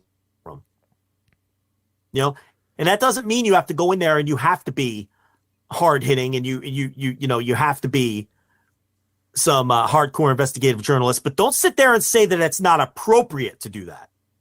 Because that's bullshit. They're opening themselves up to questions. They're not putting any, restrictions on them. You could ask whatever you want. And it's not out of line. And as soon as they start putting restrictions on the questions, nobody should go. And, I'm sure some people wouldn't. But 90% of those people wouldn't have any guts and they'd go anyway. They go anyway, yeah. 90% of those people would go even if they handed them the questions to ask. Most of those people would go. They'd pull out the little index card that they handed to them at the door and ask whatever they want. There's some people in there that do a nice job, and I'm sure that they would, but it's few and far between. Prove it every time. So it's infuriating. We just have to push back on this. Do not let them off the hook by convincing you that these pressers are just, they're part of the show. It's not the right time or place. Bullshit. They're trying to let themselves off the hook by saying that. Don't let them off the hook. This stuff can't get better. Okay? Unless we make it better. And again, you want to blame me for not being there? Go ahead. That's fine. I can take the heat. I'm not going to hide behind, they're make-believe press conferences anyway. No, that's not the case. Anyway, we got a lot to get to. Let's talk about something else. Let's do that. Real quickly, the Nick Khan stuff in the Q4 presser, or the Q4 call and report. Brandon Ross, a reporter, asked Nick Khan point blank if Vince McMahon would step away if it meant maximizing value for shareholders regarding a sale. He said, yes. That's a pretty poignant answer there. No, yeah, that's one of the big takeaways of this thing. The other thing was Vince was not on the call. Vince was not on the call. It was Nick Khan, it was Paul Levesque, and it was who was the third Frank guy? A. Riddick, I think, right? It was Riddick, right? It was Riddick. Yeah. So I don't make too much of Vince not being on the call, and I'm going to tell you why. He never liked being on these calls to begin with. And, we talked about this when Nick Khan went on the press junket to did all those podcasts a couple of weeks ago. Nick Khan really is sort of the face of the company when it comes to this stuff now. And even when Vince was around the first time before he left and came back, he really said very little at these things. He had progressively begun to talk less and less. The last couple of years, he would get on and go, we've projections, and we've exceeded projections, and now I'm going to give it to Frank A. Riddick. He would do the intro, and then he'd be out. He wouldn't answer any questions. And then he'd be out. Yeah, he'd hand it over. So I'm not surprised at all. Number one, he doesn't like doing these things. Number two, they don't want him to get any of these kinds of tough questions that we're talking about. They don't want some investor to get on And because they can't regulate this is, and he's being sued by investors- half of them right now. So Right. So yeah, exactly. So they don't want Vince to get the wrong question that he has to and possibly give the wrong answer to. So it doesn't surprise me at all that he wasn't there. He barely participated the first time around on these things anyway. So some of the other takeaways, they're going to get more aggressive with their corporate partnerships, with like this Mountain Dew thing. They're going to have more matches that are built around sponsors. Nick Khan talked about putting logos on the wrestling mat, the kind of stuff you see in MMA and in Lucha, where the sponsor logos are on the physical mat. What I find interesting, and they broke all kinds of records at the Royal Rumble for sponsorship money, and one of the big themes of this call was sponsorship money. And, marketing, that was Stephanie's department. And that's why Vince basically fired her the first time, because the idea was she was underperforming in those areas. And you notice they're kind of thinking outside the box, doing a lot of different things in those directions. And to me, that really reflects poorly on Stephanie and speaks to the idea that she was doing a poor job in those areas, because she comes in because they want a McMahon in charge while Vince is gone, right? We all know that's why they brought her back. And as soon as Vince comes back, she's gone again. Okay. Because her as, this puppet is no longer needed because Vince is back. And you look at all these different marketing initiatives they have now and all these different things that they're doing. I just think that reflects very poorly on Stephanie McMahon. Because, all the talk at the time was, the thought was she was underperforming in that part of the job. What were some of the other key takeaways you think? Obviously, the record revenue this quarter, right. Everyone was expecting, or for the year, record revenue for the year. Here you go. Nick Khan said the sponsorship revenue is up 98% so far in 2023 from the same period last year. And the sales for the Rumble tripled. So that's kind of what I was just speaking to. Right. Obviously. Said that there are going to be more matches with themes. Like he said, the Applebee's deal that they did was big. The Mountain Dew Pitch Black deal they did was big. So there's going to be more of those. Because that's guaranteed money, and all I have to do is slap a logo onto a match and call it. I mean, it's farcical, but who cares? They're in the business of making as much fucking money as humanly possible. So, as has been bandied about for some, I don't know if this is an actual rumor or what, because we've been doing the show as I've seen these, but apparently like a Cinnamon Toast Crunch match or something, like you're going to get those. You know what I mean? It's going to be, it seems farcical now, but it's going to become commonplace because this company is not interested in anything else but just making as much money as humanly possible. And they're getting pretty good at it. They're getting really, really good at it. Yeah, they're bringing in a lot of money with that stuff. So, yeah, that was a major theme of the call. And Paul did say, somebody asked him about having Vince McMahon around. He said it has, quote, been great. And having him back, even just at the board level, is a great asset to the company. Yeah, so a little tip to anybody who's in the room at WrestleMania and you have a chance to ask Paul a question. What I would do is bring up that quote from this investor call and then ask Paul why he voted no to bring Vince back at the end of December as part of the board. Right. I would maybe ask a question like that. Yeah, and by the way, where's your wife and why did she quit the only job she's ever had? Right, as soon as her father came back. Right.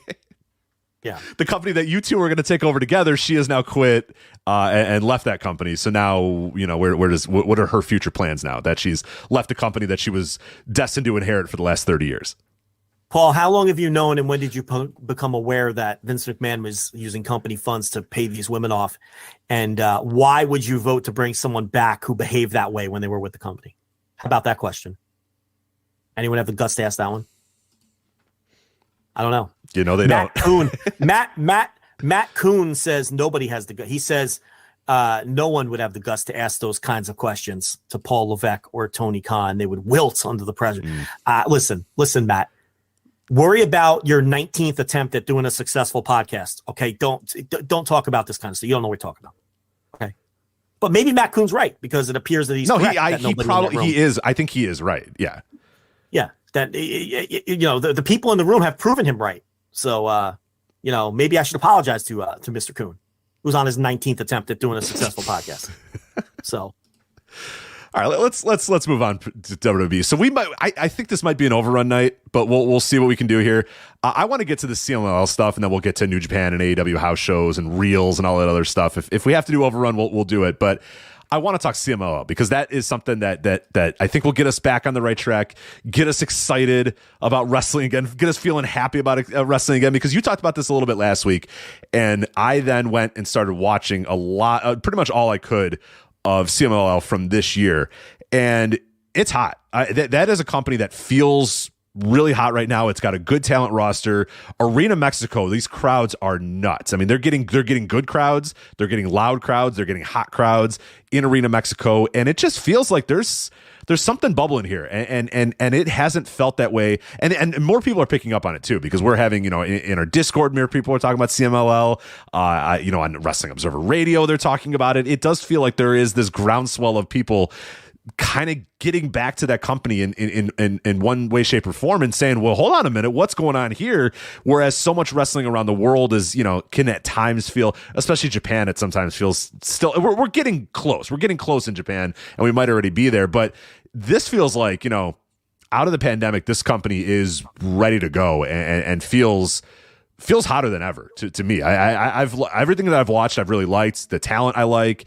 And like I said, it's just the atmosphere there in Arena Mexico is really, really cool. It's just a really, really hot crowd, a really excited crowd. And yeah, there's just a lot to like out of CMLL this year. So I bounced around. I sampled a bunch of stuff.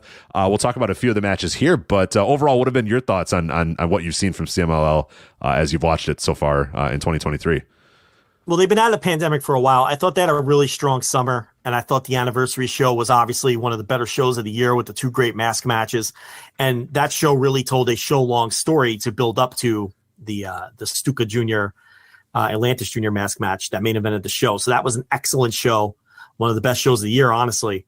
So they had a really good summer. And, I've kept one eye on the company since, and when the calendar turned, I've watched pretty much I've watched every Friday show in January and selected matches from some of the other shows. So I've seen all the Arena Mexico stuff on Friday nights, and they've got super hot crowds right now, and a lot of these main events are really hitting. The January 6th Soberano Jr. versus Templario match was the first great match of the month on the first Friday of the month.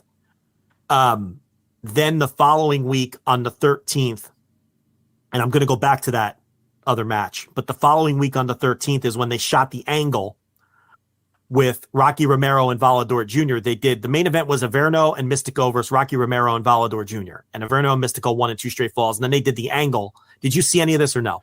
I did. Yes. Yeah.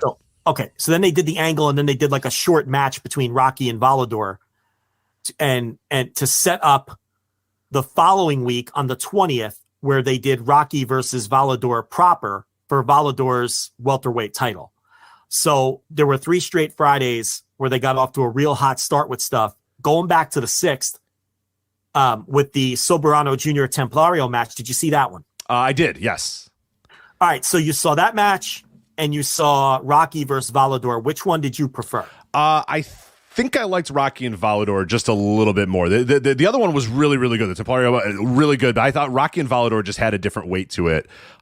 Being in the main event, being for that title, and just being worked at a little bit more of kind of a quote unquote main event style or whatever. So I liked Rocky and Volador Jr. a little bit more, but both were really, really good. Both were solid as hell matches. Yeah, I think I preferred Soberano and Templario a little more. I thought that Rocky and Volador had bigger spots and felt like the more dynamic match, maybe. I don't know if dynamic's the right word, but tons of huge spots. But Rocky and Volador down the stretch, compared to Soberano and Templario, to me, felt more like guys just doing stuff. Whereas Soberano Jr. Templario felt like a more cohesive match to me. And so I do think that I preferred. I didn't bring my my notes. My notes are in another room, but I think I had Soberano Jr. and Templario at 4 1/4, and I think I had Rocky and Volador at 4 flat. So both great matches, obviously. Rocky's post-match promo was great. I think Rocky's doing a great job as a heel right now. And obviously he won, the titles typically don't mean a ton in CMLL, but he did win the welterweight title from Volador in the process of beating him. But I like that they did the angle the week before and then came back with the title match next week, and then Rocky won. Volador challenged him to a hair match. Did you catch that? I saw that, yeah. Rocky doesn't have a lot to go, but all right, sure. Well, Rocky told him to kick rocks, but obviously they're gonna do it, obviously. Like eventually he's gonna agree to it, I would think. Like I don't think they'd have Volador make that challenge and then ultimately not at some point do the match. So eventually they're gonna do it. So anyway, those were tremendous singles matches, both of them. On the 13th, there were two singles matches to me that stood out too, and maybe you didn't catch these. Dolce Gardenia versus Virus. I did. That match ruled. That match was so good. Yes, that match was rocked. That was my hot take. Is that I almost liked that match as much as I liked Rocky and Volador. When that match was over, I thought nothing of it. I'm just scrolling the video. I see a singles match. I'm like, all right, you know what? It's a singles match. Let's watch it. And when it was done, I went, holy shit, that's just as good as Rocky and Volador. Holy crap! I love that match. Yes. The only knock was I thought the third fall ended a little flat for that Gardenia versus Virus match. Yes. Yeah. I see what you're saying. Yeah. For people that haven't seen it, it probably did. The third fall I thought was a little flat, but Virus has always been, he's been like an underground favorite. People love his work. He's a great grappler. He works real snug. And Gardenia, more of a flamboyant gimmick, but I thought their match was, and that was on the 13th. Yeah, that the last was outstanding. time I saw Gardenia a couple years ago, obviously when I was watching CMLL more regularly, and this is somebody who's I looked at 31 right now, might be getting to that age that we always talk about, where you get to that certain level where your body and your mind start to kind of come together. Because I thought he was way better than I remember him being. And that's why I was so shocked when I was like, Virus and Dolce Gardenia. I mean, I'll watch it anyway and see what's up. And then when it was done, I was like, whoa, hold on a minute. Like, Virus, I know. He's awesome. He's going to be good. I got a way more out of Dolce than I thought I was going to get. So that had me interested. I was like, okay, hold on a minute. We might have something here. We might have something. And I think he's trained by like Ultimo, right? Or did he come up in some Toryumon in Mexico? I forget the exact lineage of him, but I don't know his background. Yeah, I'm not sure. It sure looked like it. I mean, if I had to guess, I would say he came from some of that. But he had a style that definitely spoke to me as a fan of the Toryumon style. Well, Hechicero and Euphoria was on the same show, and I thought that would be better, but it wasn't. I preferred the Gardenia versus Virus match. Yeah, I'm with you. I thought I went in to watch that match and ended up finding this one and said, you know what, I'll watch it anyway. That's fine. And then ended up, saying, okay, now I'll watch Hechicero and Euphoria, and it's fine. It was okay, but the undercard stuff, because I've watched everything. A lot of the and I know you didn't have time to go back and watch the entire fucking month of CMLL, so you're just hitting the high notes here. But even the underneath stuff, a lot of it is really landing. It's just sometimes a promotion just begins to click on all cylinders, and and everything is just working. Now there was the I watched a tag from, I'm trying to find the date.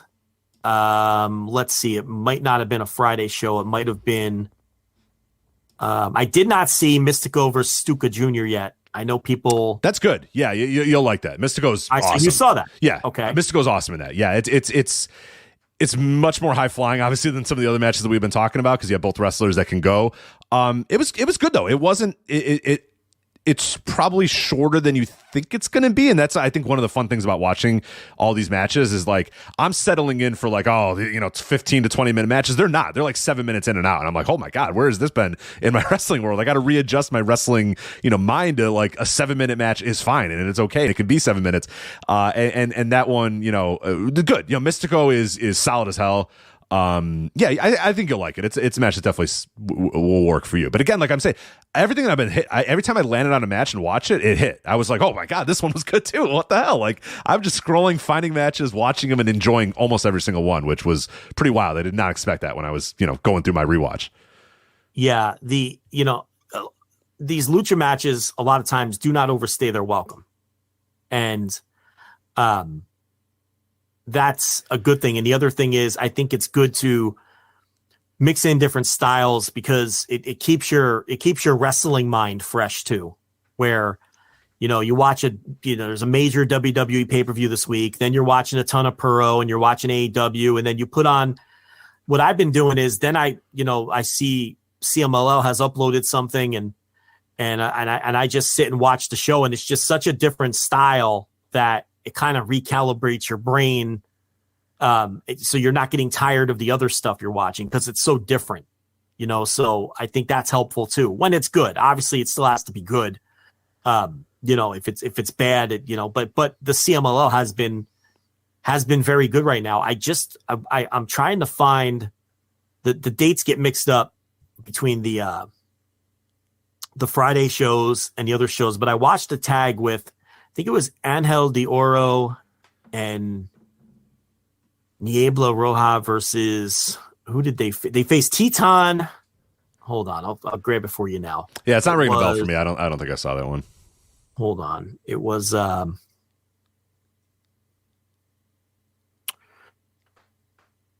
yeah, it was from the 6th. It was Angel de Oro and Niebla Roja versus Guerrero Maya Jr. and Teton.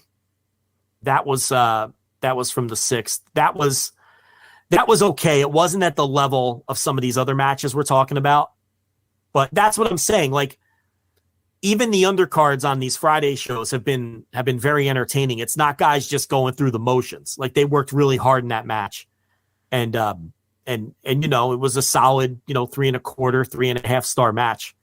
But I think the best match though I've seen during this January run, like I said, I haven't seen. That's with the disclaimer of I haven't watched last Friday yet. Was the Soberano Jr. versus Templario match was my favorite. I thought Soberano Jr. was fantastic in that match. Templario, to me, I don't feel like he's quite the worker that Soberano is, and I think that came through in the match. There was some, spots where he just wasn't laying in like I want, like you like to see, and maybe he was a half a step behind. But I thought Soberano's performance in that match in particular was super good, and I did like it a smidge more than the Rocky Volador match. But we'll see where the Rocky Volador things go because they're obviously not done. And I think because he made the hair challenge, they're eventually going to do the hair match. But I'm into the CMLL now. I'm at the point now where, the summer got me back in, and then I would check in every now and then if I was out of stuff to watch for the rest of the year. But when the calendar turned, I committed myself to it, and it just happens to be really good. So now I'm at the point where when something emerges, I'm in and I watch. So we'll see how long it holds my attention with everything else that's going on. But at least the matches that we've talked about here, I can strongly recommend to people to go seek out. And a lot of them are right there for free on CMLL's YouTube page. Yeah, they're full shows are up there. Full shows are up there. Yeah. Once you kind of find what date it is, and I think they'll put the date either in the description or on the video itself. Once you get that, then yeah, you can go look up results and figure it out. So if you know nothing, if you're dropping in and saying, I've never watched Lucha before, I've never watched CMLL, I know nothing about what's going on here, it's not that difficult to kind of figure out. I think you can do it. They make it pretty easy. And I will say too, one of the things I have liked is that I know, I've always made a mention that I don't love the 2 out of 3 falls, but accept that that's part of Lucha and it's okay. It's whatever. There's some matches they're not doing that anymore. They're moving away from making every single match that way. And there are a lot of matches. The Rocky Volador, I don't believe, right? That didn't have any, that was just a straight wrestling match, right? Some of these matches have been, they've been 1 fall. Right. Some of these matches that we talked about. Which is cool. Like it found me, like, again, I didn't want them to change what they've been doing for 100 years or whatever. That's fine. I'll just have to adjust my expectations or whatever. But the fact that there are matches now that are just straight up singles and or straight up 1 fall, I like that even more. Now it's like, okay, well, one of my big hurdles with Lucha was the 2 out of 3 falls, just because that was a hurdle with me again, but now when I don't even have that, it's like, well, shit, then hold on. Like what's stopping me from enjoying this stuff? And nothing. I mean, almost literally nothing, because I've really liked it. The CML YouTube stuff looks good. It doesn't look dingy. It's good quality. So yeah, if you're trying to jump in, now's a fantastic time. Just go to their YouTube page and you can follow along with pretty much everything we talked about. Yeah, they do the mano y mano or the lightning match sometimes where it's just 1 fall, and so they are sprinkling them in a little more, but you could easily follow it on their YouTube page. You can as if you want to be a casual viewer of CMLL. Yeah, if you don't care, you're a week late to a match or whatever, 2 weeks late to a match or whatever. Yeah, you follow for free on YouTube. Yeah. Exactly. If you don't have if you're not concerned about being right on top of it up to the minute or keeping up with, because they're doing a lot of like pay-per-views now with some of these shows, or if you don't want to pay attention, you could just watch like the Friday shows on YouTube and just keep up that way very easily. And a lot of the matches we're talking about are free and legal right now on their YouTube page, right there for everybody to watch. So, we were going to talk about last week, but it actually worked out better because waiting an extra week gave Rich a chance to watch some of it. So it was a two-way conversation instead of me just talking about it and, Rich taking a nap. So that actually worked out a little better. But keep an eye on it, and if it stays interesting, we'll keep talking about it for sure. Yeah, we're never stuck in the mud. We're never on this show. It's one of the things I've loved about this show is that we will, whatever we're into at this time, we'll move to it. There's top tier stuff that we have to talk about, major stuff. We have to talk about WWE. We have to talk about AEW. But the other stuff, the periphery stuff, man, we can move anywhere. We were almost an all New Japan show for a while. Moved on from that. We talked Dragon Gate. We talked All Japan. We'll talk to Noah. We'll go anywhere. We'll go to Mexico. We'll go to Australia, we'll go to England. It does not matter. Wherever there's good wrestling that's got us excited, that's what we're going to watch. We're not interesting. Right. We're not beholden to any company, any region, anything. It's whatever's interesting that we find fun to talk about, we're going to. And I prefer CMLL style to AAA. Oh, AAA is junk, man. I'm done with AAA. I'll be stuck in the mud on that because we talked about it last year when we watched one of the Triple Manias and it was done. And I was just like, I don't really want to watch this shit anymore. It's garbage. It's garbage wrestling. I think we ended our review with AAA is just garbage wrestling. And it is. It's trash. I don't really want it. Yeah, I mean, there's great wrestlers there. And a lot of times the main events with Vikingo or Phoenix are really good. I've just had enough with the plunder underneath. I've just had enough, and I've had enough of like the 4 and 5-way matches. I mean, they're good, but I've seen them a million times. I how many times can I watch the same half dozen guys in a 4 or 5-way match on these AAA shows? At some point, Taurus is a great base, and I love watching Reelz and Phoenix and all these guys, do these great things, but it's like eventually it all blends together. And I the plunder's too much. And I don't know. Just the CMLL style, the more traditional lucha is kind of production wise of AAA too. I hate the production of AAA. It's very loud. There's explosions going. The cameras are weird. There's just and where CML you don't get that. It's just like you said. It's traditional lucha, and sometimes it's boring as fuck. And there's been times when CMLL is bad, it is bad. Like when CMLL is boring, it's like one of the worst promotions to watch. It's just you can't watch it. But when it's hitting the way it is now, it's so much fun. Especially as a change of pace. AAA to me is game changer wrestling with better wrestlers. That's what it is. It's just it's a garbage promotion. It's junk. It's poorly booked on top of that. Not that I should be throwing roses at CMLL's booking, but right. But still. But everything I've watched this month has look, a lot of these matches are building to other matches. I mean, they're doing a nice job right now. I mean, this could all fall apart in a month. I mean, but again, we will pay attention to this and be on top of it as long as it remains interesting. So all right, so we are out of time officially. You want to go? You want to do an overrun? We haven't done an overrun in a while. Yeah, that sounds like a good idea. We'll do a quick hitter one. We got AEW house shows. They are running house shows. We'll talk about that. Reelz is becoming a player in pro wrestling. So we're going to talk about Reelz and discover if we have Reelz on our cable network. I assume we do. I think I do. I'm going to go find out in a little bit. We'll find out. Kota Ibushi is a free agent. We're going to talk a little bit about that. The conclusion of his contract in New Japan and what is next for him, as well as a brief stop in New Japan for the New Beginning shows coming up this weekend. We'll just talk about the major matches on those. So I think that's worthy of an overrun. There's a couple quick hitters there. Won't be too long, but I think we can do that. So the way we do this, if you're new, if you are a $10 subscriber listening live right now, don't go anywhere. Stay here. We're going to do it on the same video that we're doing this right now. We're going to continue to go live, and we will just talk. For those of you listening on the free Flagship feed, we are going to bid you adieu in a moment. We're going to say goodbye, and we're done. If you want to listen to the Overrun, you could do so at flagshippatreon.com. It is in the $5 tier. Just look for the Overrun.